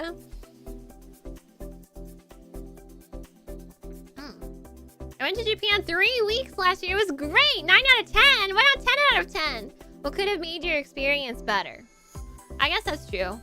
What are the things I didn't like about Japan? For the most part, I really, really, really enjoyed my stay there. And I would love to go back again and see more things. I didn't go to like any museums. I want to visit more temples. There were some things I wanted to do that I didn't get to do. So... But of the things that I noticed that I didn't like while I was there, I felt like I was the only person saying, so this is from observation. I don't know if this is 100% true or whatever, but I noticed that Japanese people like don't say excuse me unless they explicitly like need you to move. So like, you know, if they're just like stepping around you or they're just like, you know, getting kind of close to you, they don't really say like sumimasen, like, oh, sumimasen, I'm invading your space. They basically only say like sumimasen, like if I need you to get out of the way, like you're standing somewhere I need to get. Which I thought was interesting because I felt like I was constantly saying sumimasen, like stepping around people, but I realized that nobody else was saying it to me. And I thought, oh shit, I'm a foreigner, outing myself as a foreigner. What else? The other thing that really stood out to me was like public places, like the train, and like I feel like the trains and like stations, very quiet. Very, very quiet. So I think where I live now in the States, if you're like two dudes waiting, you know, waiting for a table at the restaurant or on the train or whatever, it's super easy for Westerners to just like turn to each other and start talking, right? That doesn't happen in Japan. The only time that somebody like tried to strike up a conversation basically was because they were another foreigner. It was this older guy from England. I was like, whoa, yeah, that's crazy. The locals all keep to themselves. They don't really like turn to a stranger on the train and start having a conversation. That's not a thing that people do there. The other thing that I noticed was like there are a lot of ways to be independent, basically, to like be non-social. So there were a lot of restaurants that I ate at where you just order what you want on a tablet. You don't have to actually talk to anybody. There were some places that I went where like you seat yourself. They don't have to talk to you to give you a seat. You seat yourself. You order what you want from a digital tablet. And there was even one instance where you order what you want from a digital tablet and a little robot brings it to you. And then when you want to pay your bill, you go to your self-serve kiosk and pay your bill. And that's it. Your entire experience, you don't talk to a human being at all. Which I think is like probably really nice and convenient if you don't like talking to people. But I feel like I'm a boomer in that sense where I would like some human interaction. I feel like it could get very lonely. But that's just me. I don't know. I'm an extrovert. So far, every time I've mentioned this, like, oh, it feels like you could be isolated very easily in Japan, you know? Like, people don't talk to each other on the trains, and you order your food via a digital tablet, and it gets brought to you by a little robot, and you check out by yourself, and you don't once ever talk to a person. Like, it feels like you could get very lonely. Everyone I've mentioned this to has been like, oh, that's the way I like it. So I feel like I'm probably the minority here. Because everyone that I've mentioned this particular fact to has been like, oh yeah, I love it. Huh? I must be a boomer. Or I'm just an introvert. I like talking to people. You know? I like seeing the waitress smile at me when she comes to take my order. Yeah. There are like restaurants where like you just like press buttons or whatever, and then they just like serve it to you like underneath like a. It sort of feels like they're sliding it to you underneath a door, like you're in prison or something. It made me a little bit. I don't want to say sad because I feel like if they wanted to talk to each other, they would, right? They would go out with their friends, with their family. The people who are using that kind of service probably like it, want it that way. But it made me feel a little lonely. Because I think if I had to only interact with robots and screens and walls for the rest of, you know, for all of my eating life, I'd be kind of sad. Because, like, what happens if sometimes I go to a restaurant and I ask, like, the server, well, what do you like here? What do you recommend? You can't do that if you have just an electronic tablet to order from. I can't ask for their recommendation. I can't describe what I want and they'll be like, oh, you would like this. Because I've gone to restaurants before and I would say, hey, which of your cocktails tastes the least amount like alcohol and is the sweetest? And then the waitress will be like, oh, you want this one, right? You can't do that with a robot. So, just small things that I observed that I was like, oh, that really is different, huh? What else? Was there anything else that I was like, oh, I don't know if I prefer this? But I think that was it. Oh! This isn't a bad thing or a good thing. It's just like things I observed. First and foremost, like all of the Japanese women are all dressed super well. Secondly, none of them wear t-shirts. Basically, all of the other ladies that I saw wore layers with long sleeves. So everybody was wearing like a coat or a cardigan or a sweater or a blouse with long sleeves. You do not see any women's arms in Japan. So like there were times where I was wearing like a t-shirt and I thought, oh my god, I feel like such a tourist. None of the locals wear t-shirts. I think the only time I saw somebody else wearing a t-shirt, they were like middle schoolers. It was a very interesting phenomenon because like you'll go to these areas that are full of tourists and everybody's wearing a t-shirt. But then you go to areas that have like, you know, mostly locals and everybody is wearing long sleeves. And I was literally thinking this. I was literally thinking that. I was like, aren't you guys hot? It's hot. It's humid today. What? What? How are you surviving? How are you not sweating buckets right now? Because there were times where I was wearing a t-shirt. There were times where I was wearing a t-shirt and I was already too hot. And I thought, y'all are wearing layers and coats and long sleeves and sweaters. What? How? How? In winter, they also suffer. Oh my god, literally. So the first day that I was there, literally the day that I was in Ikebukuro, it snowed. It snowed on my first day there. And it snowed, and the night I was there, it was windy. And I just like see these girls walking around in like boots and skirts with bare legs. Bare legs! And I'm like, what? Huh? Aren't you cold? Girl, aren't you freezing? But I guess, you know, right? Anything for the fit, anything for the slay, anything for the serve, right?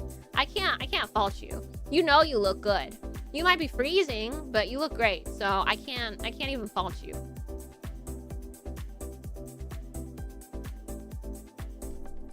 Ugh. Many interesting observations. Lots of fun things. Lots of fun differences. I left the snowy US to a snowy Japan. Was it snowing here when I left? I don't remember. I just know I showed up and I expected good weather because I checked the weather ahead of time. And it was supposed to be all good and then it was snowing. So, but it only snowed that one day. That one day it snowed and then the weather basically got better. It was really windy some days. But otherwise, it was fine. Near the end of my trip, it started getting like warm and humid, and that's when I was like, ooh, I don't like this type of weather. But also near the end of my trip is when I started seeing more like cherry blossoms. So that's peak tourist season. I missed most of them. The train ride, I feel like, in Arashiyama would have been much more enjoyable if I had visited at a later time. But if you visit in peak tourist season, everything's more expensive. So I didn't want to do that. I remember specifically suffering to look good during the summer. Once upon a time, I was like that, but now I'm too old to care. I don't care if I don't look good. I would rather be comfortable. Because if I'm going to be walking everywhere, I would rather be comfortable. Or I'm going to hate myself. I'm going to hate my life. I'm going to be like, and then my trip is, not my trip, but like my day or my trip or my time is wasted because I'm miserable. Well, dekimasu. That was my trip to Japan. It was very eventful and I spent lots of money. So I'm gonna have to work very hard at work. Not that working harder gets me more money, but maybe I have to take some overtime. I'm not trying to impress people in my day-to-day. Yeah, so real. Like, I'm going to this foreign country and it's very, very, very, very likely I will never see any of these people ever again. Who am I trying to impress? Why does it matter if the local who sees me for like 2 seconds thinks, wow, she's dressed pretty well? That doesn't matter to me. They probably don't even care. The only thing they're paying attention to is whatever's happening in their life. And that's why I was like, comfort first. Oh, another thing that I noticed is like just in general, you know how I mentioned earlier that all of the girls who borrow kimono or who rent kimono, all of the locals only wear like neutral colors like beige and cream and browns and stuff like that. They don't wear bright colors. I think like in general, the fashion is like that too. Like most people will have like small pops of color, but a lot of the regular day-to-day fashion is just like neutrals. Blacks, creams, beiges, browns, white. Not a lot of super bright colors. What about pictures? You'll see pictures tomorrow. I'll show you pictures of my merchandise and of some of my food. I think that's it. I didn't take that many pictures of anything besides merchandise and food because my mindset is if I go to this tourist heavy area, right? If I go to these famous places, any picture that I could take has already been taken and better. So yeah, I could take a picture of like Kiyomizu Temple while I was there, but since I can't include myself in the picture anyway, there's no point, because the picture that I'm gonna take is gonna be worse than any picture that I could just look up on the internet to prove my, you know, to be like, this is where I went, to show you this is where I went. So all of the pictures that I took are just of my food experiences and the merchandise that I bought. But you'll get to see those tomorrow, because I still have to prepare them. I just wanted to talk and yap today. Tomorrow we'll do show and tell, and then you guys will get to find out who my Oshi is. Still no guesses, huh? You can't take pictures of yourself? No? Why would I do that? You already see me. I'm right here. I like to bring a little professional camera when I travel. I did bring one, and I only brought it to like some of my experiences, but like again, even with my professional camera, any picture that I could take has probably been already taken. And a better version at that. Roberu? Yukoku Roberu? Is a good guess, because I have a friend whose Oshi is Roberu. You'll see. Oh, actually, you might not see, because this member's only tomorrow. I don't know. I don't feel the need to take a lot of, like, I guess selfies. I take maybe a couple for like really big important things, but when I was there, well, I guess you know what? Something that turned me off while I was there, because there were too many other tourists taking selfies. They would like stop in the middle of the walkway to take a selfie, and I'm like, I don't care that you're taking pictures, but can you not stop right in front of me, right in the middle of the walkway? Can you like go over to the side or something?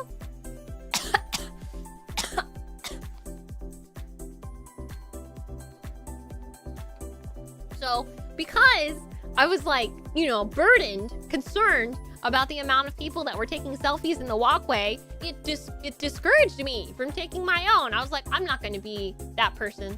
I'm not going to be those people. So I didn't take very many pictures of myself. Selfie sticks? There were a lot. Especially like in Shibuya Scramble Crossing, there were a ton. My mom has one of those, but I also think they're really unwieldy. So I refuse. I will not partake. What matters is that I have good memories of my trip. I don't need to have photographs of myself on my trip because I remember my trip. That's okay. Anything important I probably took a picture of, but I didn't take that many. My mother would kill me if I didn't take some selfies. Aw. I don't think my mom cares that much anymore. It's not that she doesn't care to see me. It's like she knows I'm having fun.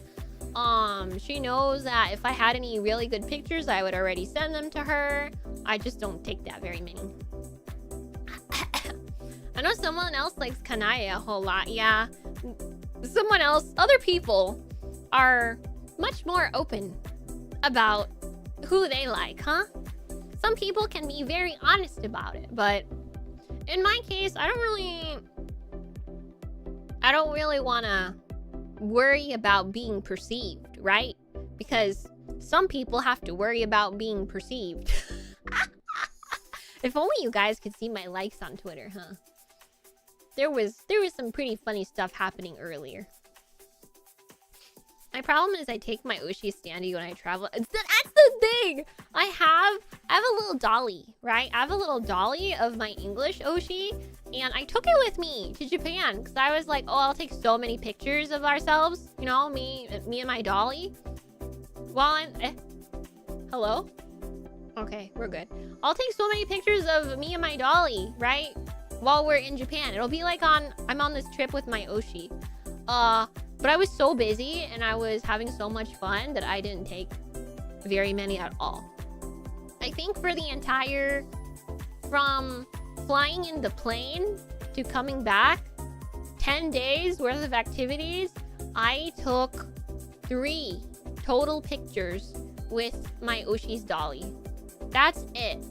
You know! Oh my god, hello! You know! Hi, hi, hi. Oh wait, I can wait, I forgot. Hello!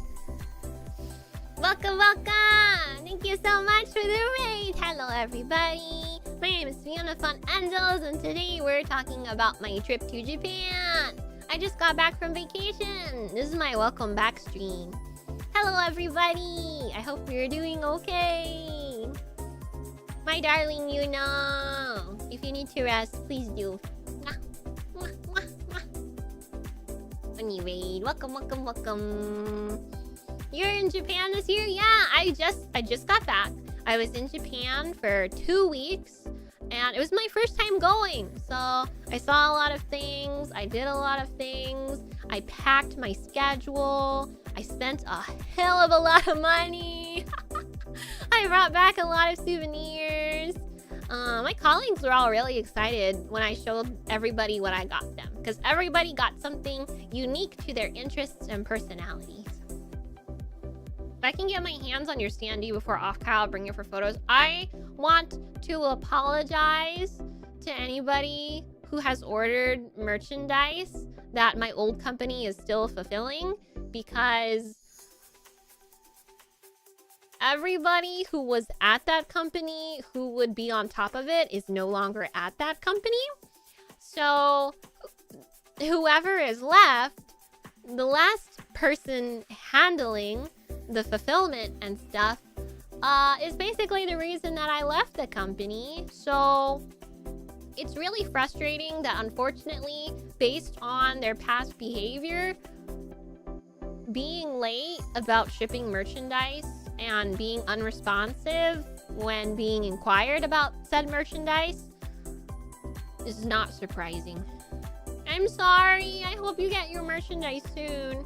I'm trying to bother them to see hey, what's going on? You said March. It is officially April. Happy April Fool's Day. I'm pregnant. I'm pregnant. I'm married. I'm graduating. I love saying lies. But all I can do is hey, can you get on this, please? Is it mine? It's Rena's. Rena is the father. Rena is my baby daddy. Can't wait to hear you say the same thing tomorrow. What, you like me? What about what if I come up with a new introduction? Hi, my name is 𝑑𝑎𝑡𝑎. I'm an independent VTuber, and I am married, and I'm pregnant, and what else was the other one that I'm graduating. Right. My new introduction is, hi, I'm 𝑑𝑎𝑡𝑎𝑠. I'm an independent VTuber. I'm married, pregnant, and graduating tomorrow. I think everybody would be so shocked of such a brazen introduction, but it would sure pack a little punch.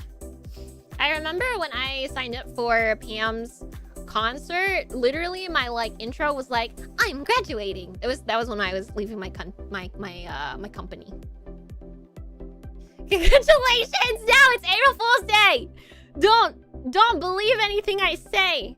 They're all falsehoods. This is the day where you can lie and there are no consequences. You can have a little fun. You can have a little lying as a treat.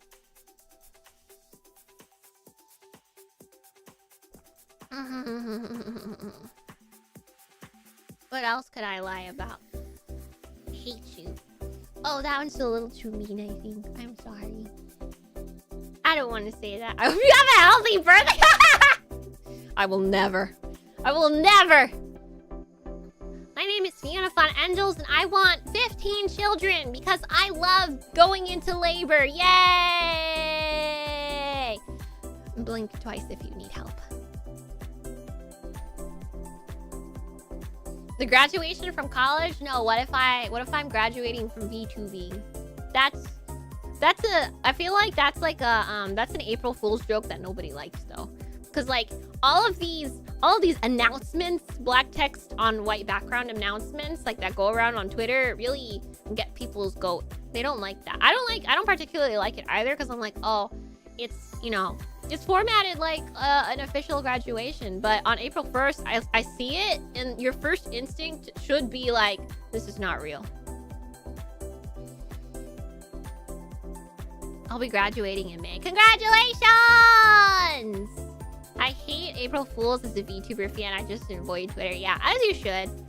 I don't particularly partake in it. Fun Papa, in the past, used to send me, like, an obvious April Fool's jest every single year. But I think since I grew up, he stopped doing that. He doesn't do... I should send him one. Oh, I should tell him I'm pregnant. That would really get his goat El Chupacabra. I wonder what he would say.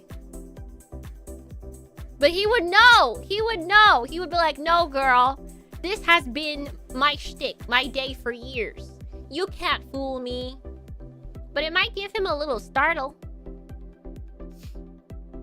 I prefer the fun type of April Fool's joke. Yeah, actually, there was one earlier that got me. That I was like, oh, that's actually really good. Raki Kazuki tweeted, likes on Twitter are public again? And I got so scared. I was like, oh shit, I gotta go check. And then I checked, and likes on Twitter are not public. But it was good. It was a good, harmless one. That one was a good, harmless April Fool's joke that I actually fell for, and I had a good laugh about it afterwards because I was so scared. You might be asking, well, fionnafonart, what is in your likes that you're scared of revealing? Sometimes I like pictures of my Oshi on the wrong account. So I guess that. What else is in my likes, actually? Let's go find out.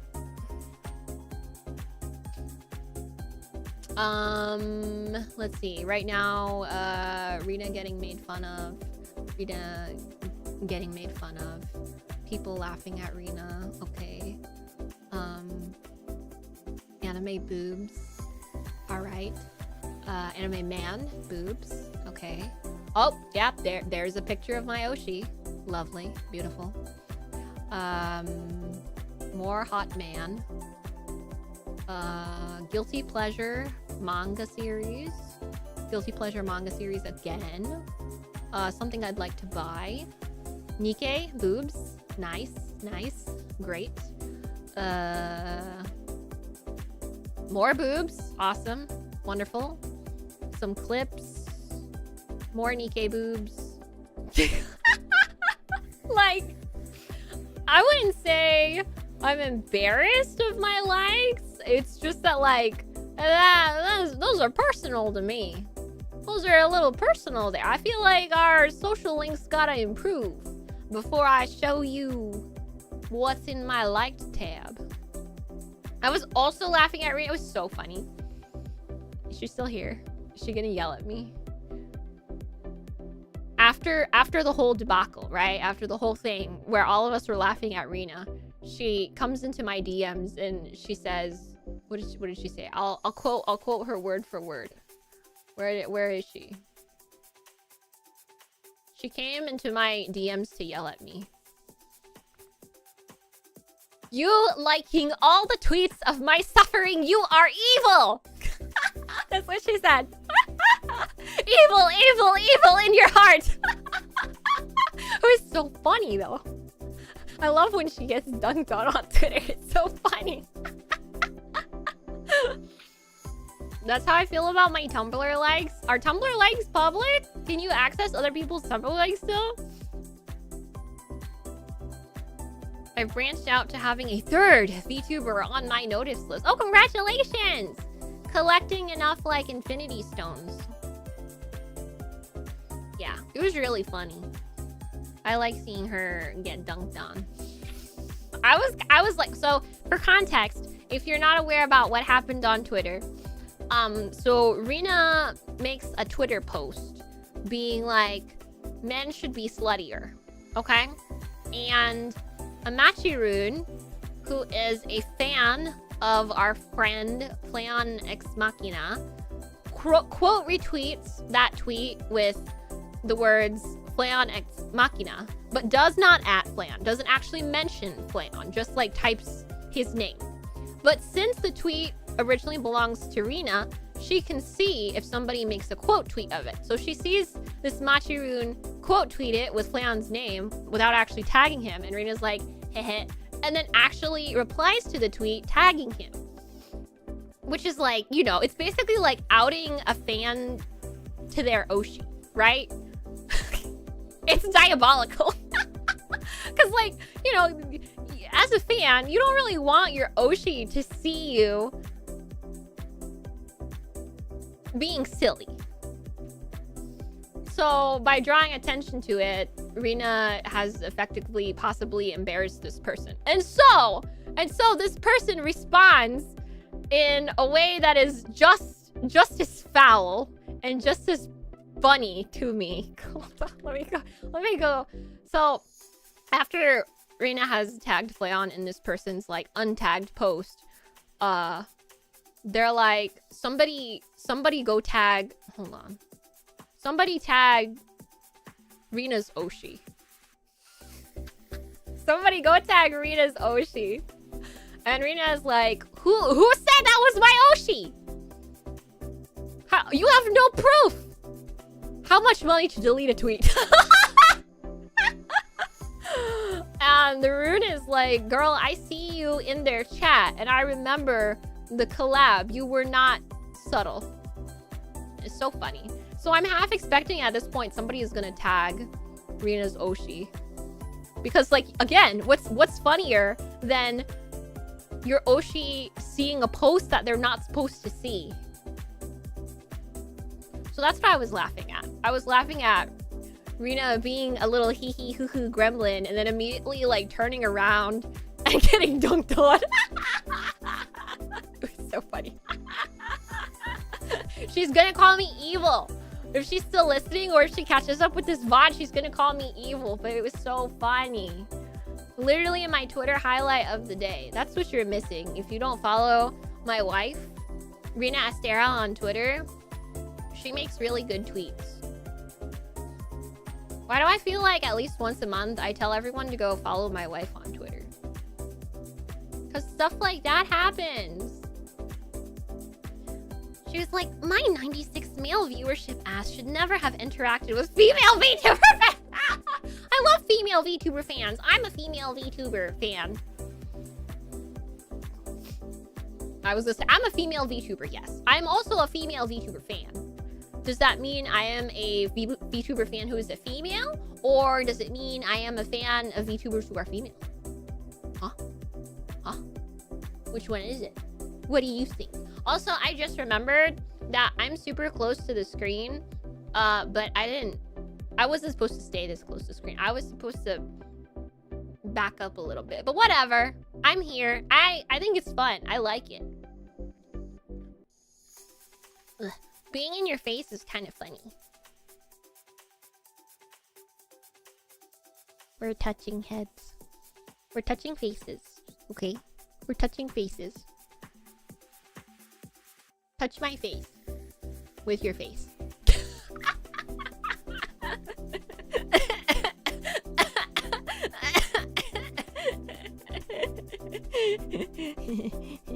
Touch my face. Sorry. I'll stop being weird. 3D has given me too much power.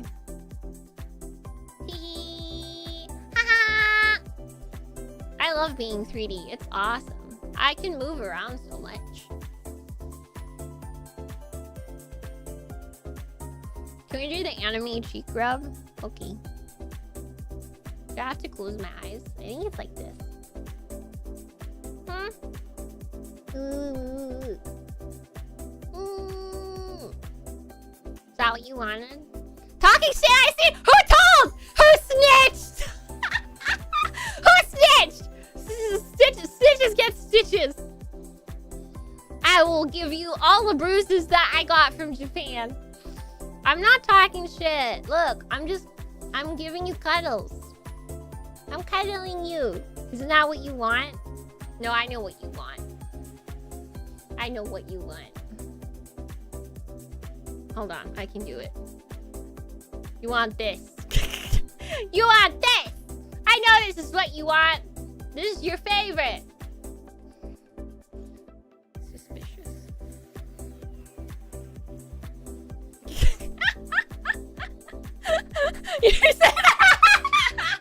Your sins are forgiven. Okay, thank you. Thank you, Abby. Thank you. We get a fucking banned, bro. We get banned. YouTube is gonna be like, this is not okay. I love being 3D. It's awesome. I can like, watch this. I can pretend I'm mad at you, okay? Watch.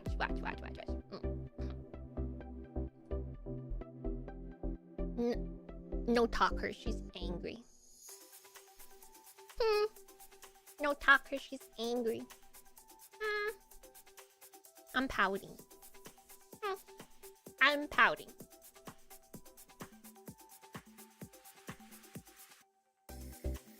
It's fun, right? This is the face of somebody up to something. Sorry, wrong way. Wow, wrong way. Wrong. Here. I'll give you this too. This is awesome. Yeah, now you can pretend you're taller than me, which I know is not true because I'm tall. Wait.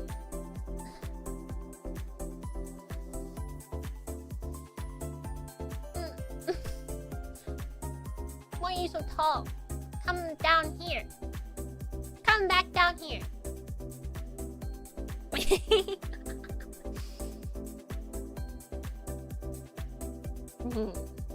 Okay, I'm done being silly. I promise. This is YouTube, not OnlyFans. Sorry. I'll make it OnlyFans. No, I won't. I don't even have those kinds of toggles. Not on this model. No, I don't think I do, at least. I don't know. I feel like these people, they give me things like, don't ask for. How tall are we talking? With the boots that I usually wear, I'm like 5'10". Because they give me a good 3 inches, and I'm 5'7". Oh my god, that was another thing. When I went to Japan, and I was standing in line at Disney Sea, I was like looking across the crowd, and I was like, oh my god, literally every person who is on eye level with me is a man.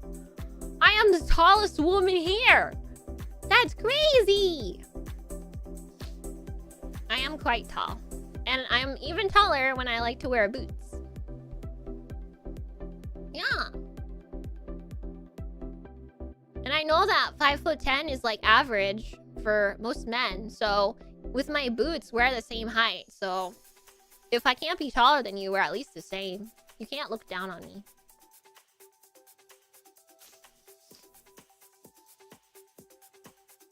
Oh yeah, you would be really tall. I think if you're anywhere above like even 5'11", that's tall.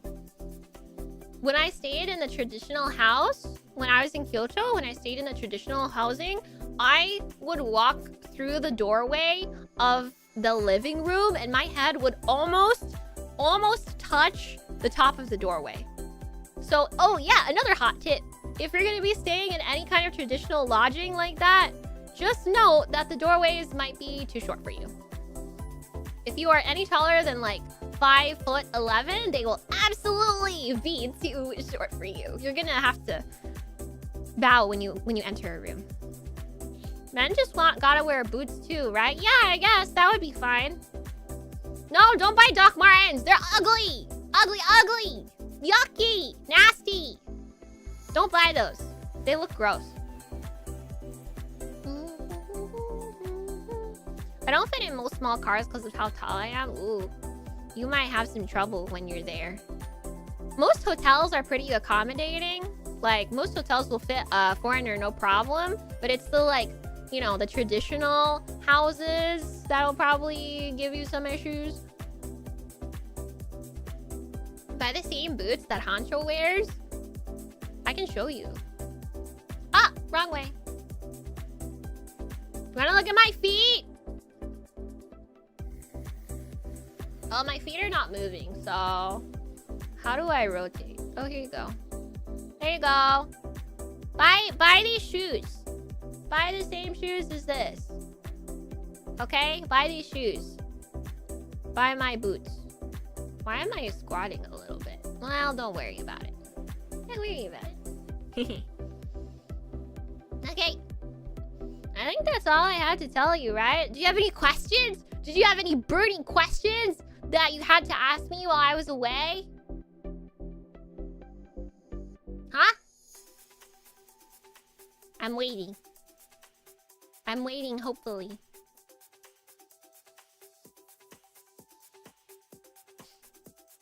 I used to play basketball. I used to be told that I should play basketball or volleyball. But I don't like sports.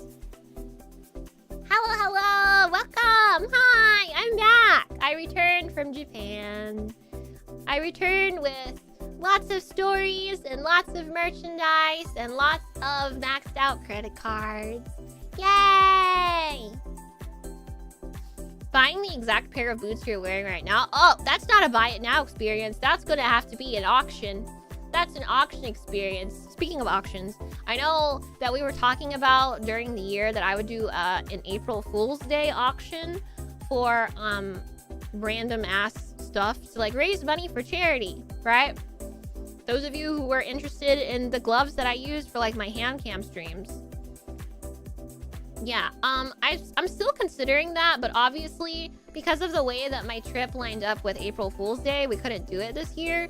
So we might be able to do it for another time. I'll take I'll take into consideration that event for another time.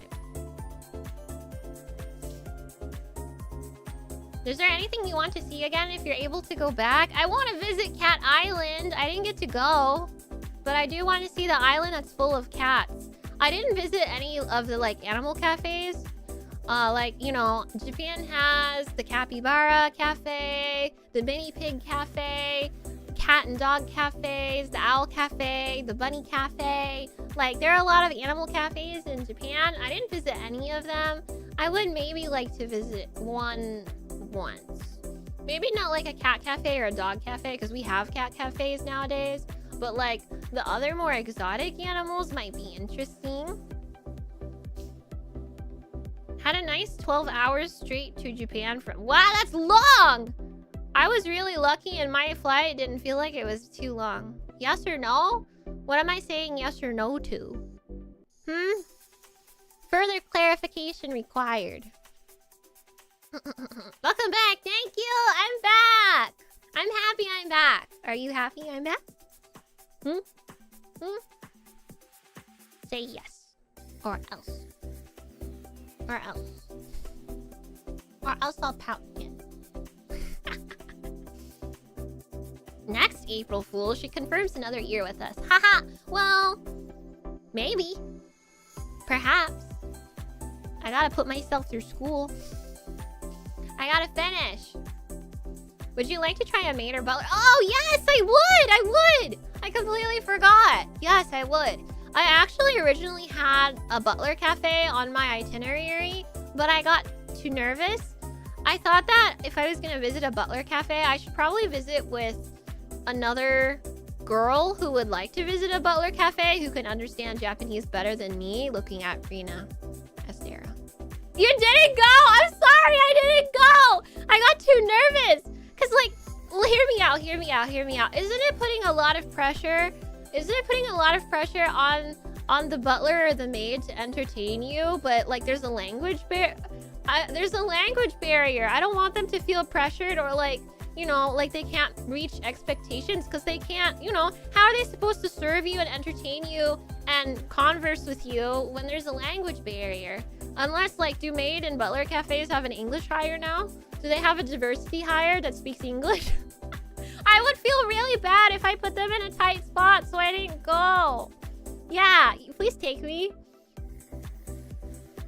They have some okay English speaker. I would just feel really guilty if I put them on the spot like that. Like, you know, their job is to serve me and like be nice to me and, you know, say sweet things to me. But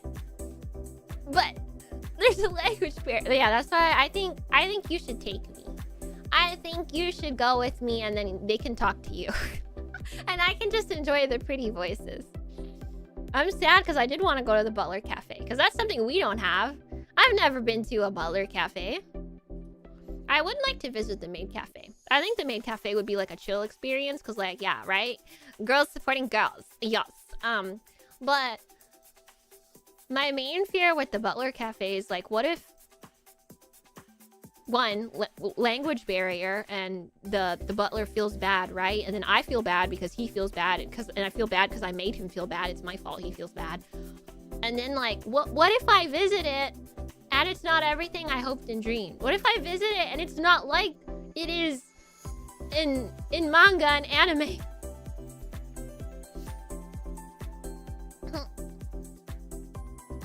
Yeah, and I know very simple Japanese. I could say things like cool, pretty, yummy, thank you, please, excuse me, stuff like that. But I feel like the main draw of the maid and butler cafes is obviously like the staff and how they treat you and how they talk to you. Glove fundraiser for charity versus glove fundraiser for second trip. I'll go again next year. I really do want to go again next year. But it means I gotta save up money again. Would you have them call you? Oh, that's a really good question. Right. Because they, like, you know, you can ask them for a nickname, right? I thought that I read that you can only get a special nickname if you're like a recurring guest. Otherwise, they call you something like generic of their choosing, like Ojo-sama or something. Ojo-sama is completely fine with me. That's probably what I would pick. Ojo-sama. Ojo-chan, actually. Ojo-chan. Ojo-chan is cute. It's more cutesy. I don't need to be a sama. I want to be endeared. Kitten is crazy. What is this, a host club? A butler cafe is not a host club. Those are different. Host clubs are different. I feel like I would feel okay in a butler cafe, but I probably would not be comfortable at all in a host club. When I was younger, I thought I might like to experience it because, of course, Oran High School Host Club makes it look super glamorous and fun. But I know that real life host clubs are not what they seem. A foreign engelord. That's crazy! Why would someone in Japan watch me when my Japanese is not that good? I can say things like very simple things. It was really, really difficult to try buying glasses in Japan because obviously, okay, so like my knowledge of Japanese can get me through the pretty simple like day-to-day stuff, you know, like buying things. Do you need a bag? No, I don't. I would like this, please, from the menu. Thank you. Thank you very much. The meal was delicious. Excuse me. Thank you. Yes. Those things can get me through the day-to-day, but like when I was buying glasses, they were asking me a whole bunch of complex questions, right? Like, I don't remember. Or like asking me what options I wanted for my glasses. That was difficult. That one we had to bust out the little translation tool for. Stuff like that is difficult, but simple stuff's still key. I watched hella live streams with almost no Japanese. That's fine too. That means that somebody out there could be watching me without having a good grasp of English. I'll teach you English! When I was there, I met somebody who worked at like the kimono rental place, who basically like, they would like ask me, what's this word in English? And I would just be like, oh yeah, that's that. And I was like, whoa, wait, I know way more words in Japanese than I thought. Did you see the Bready promo in Tokyo? I didn't. I don't know if it was there when I was there because Bready was announced very recently and I came back, I came back last Friday? Yeah, Friday. I came back on Friday. So I didn't see anything like that there. Viewers who know. What do you mean, viewers who know? I don't say anything out of pocket. Everything I say is completely normal and reasonable. It would be a great way to learn English. What did I teach? What did I teach the person who worked at the kimono shop? I don't remember. But it was lots of fun because we were like exchanging words basically. I want to go back. I'm going to start planning my trip for next year now. But I already have ideas of what I want to do. Go to more museums. Go to more temples.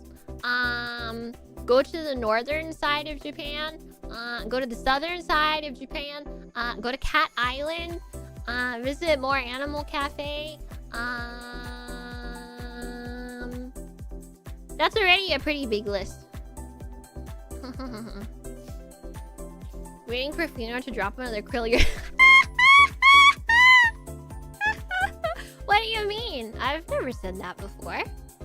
Krill your elf? I say I'll krill my elf. I'll krill my elf. All the time. But I would never say krill your elf. Your elf's important. Any castles? Oh, you know what? We didn't go to the... Wow. I can't believe this didn't occur to me. We didn't even consider going to the main one. The main Imperial Palace. Wow. Wow. I didn't go to the Imperial Palace. Huh? I completely forgot. I completely forgot that that was a place that I can go. Oops. None of my friends remembered either. Everyone was like too concerned with like shopping. I'm finding that's like a common thing. Most people who I meet who want to go or who have gone are more concerned with like the shopping and not really like the historical sites to visit. We forgot about the Imperial Palace! Okay, well, I'll put that on next year's itinerary. Yeah, I went to Osaka Castle and that was it. It was cool, but like there was a steep incline, so it was kind of hard to walk. Like a really steep incline. Like I wouldn't be able to deal with this incline in 20 years incline. Did you know about the pig cafe? Yeah, I passed it, but I didn't go. I didn't finish. I know about a pretty decent amount of the animal cafes, but I didn't visit any of them. I basically was just like, okay, big historical sightseeing places and shopping were like my two priorities. So when I go back, I can probably prioritize like more museums, more of the cafes, things like that. There is so much to do that I feel like even while I was planning this trip, I was planning the next trip already. I was like, oh, I can't do that this time, but I'll have to do it next time. Yeah, it's difficult. You can't see everything you want to see in 2 weeks. It takes longer than that. You have to come back, which is what I'm going to do. And then I'll finally get to experience the Butler Cafe. Oh, you know what I would really like to do while I'm in Japan again? I don't think this will happen. It probably isn't going to overlap. But I would like to go to like a Hololive concert or something like that. I would love to go to a VTuber concert in Japan. Because I feel like it's probably an experience that I wouldn't be able to get outside of Japan. It wouldn't be the same. Like, Miku concert outside of Japan is not the same as Miku concert in Japan. Or like go to like Hololive Expo or whatever. That would be really fun. But I don't know if my trip dates will overlap. So that might be out of the picture. I'll help you book all the shows. Thank you! Bye-bye! Coming in clutch for me. She will whisper all the sweet nothings that the butler at the Butler Cafe is gonna say to me. That's crazy. This butler, this man, this person, this service person, you know, hitting on your wife, and you have to translate because it's a service you're paying for. This is crazy. The cuck chair is real. Her favorite chair to sit in. I think that's all I can think of that I want to do. But I'm sure I have more than a year, less than a year. I don't remember. I have roughly another year to think about what I want to do. So there's no rush. I'm just tired. Favorite is crazy. Yeah, you're my favorite. What do you mean? What do you mean? Is it crazy that you're my favorite? I would think that it would be quite normal and expected at this point. Colorized Harmony was March 8th to 9th, so you could have almost caught it. Ugh. Am I really gonna have to structure? Well, because the thing is, next year I also have to go overseas for a wedding. So it has to be around that time. Because there's no point in me, like, going overseas twice. Yuna can't handle being your favorite? Well, she's gonna have to learn to tolerate it, at least. I'm happy! I went to Japan. I highly recommend it. Another overseas wedding? Yeah. Yeah. Everybody my age be getting married. Everybody younger than me be getting married.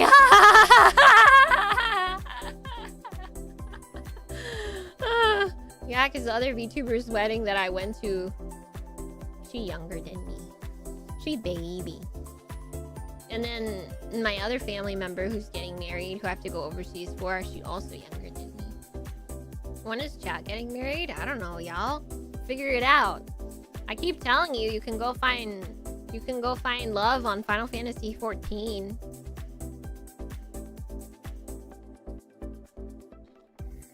That's my suggestion to you. Call me your wingman when you find love on Final Fantasy 14. That's where all the gamer girls are at. And gay gamer boys, if that's what you're into. Can we invite you to our future wedding? Yeah, you should stream it. Stream your wedding. I'll raid you. What an insane concept.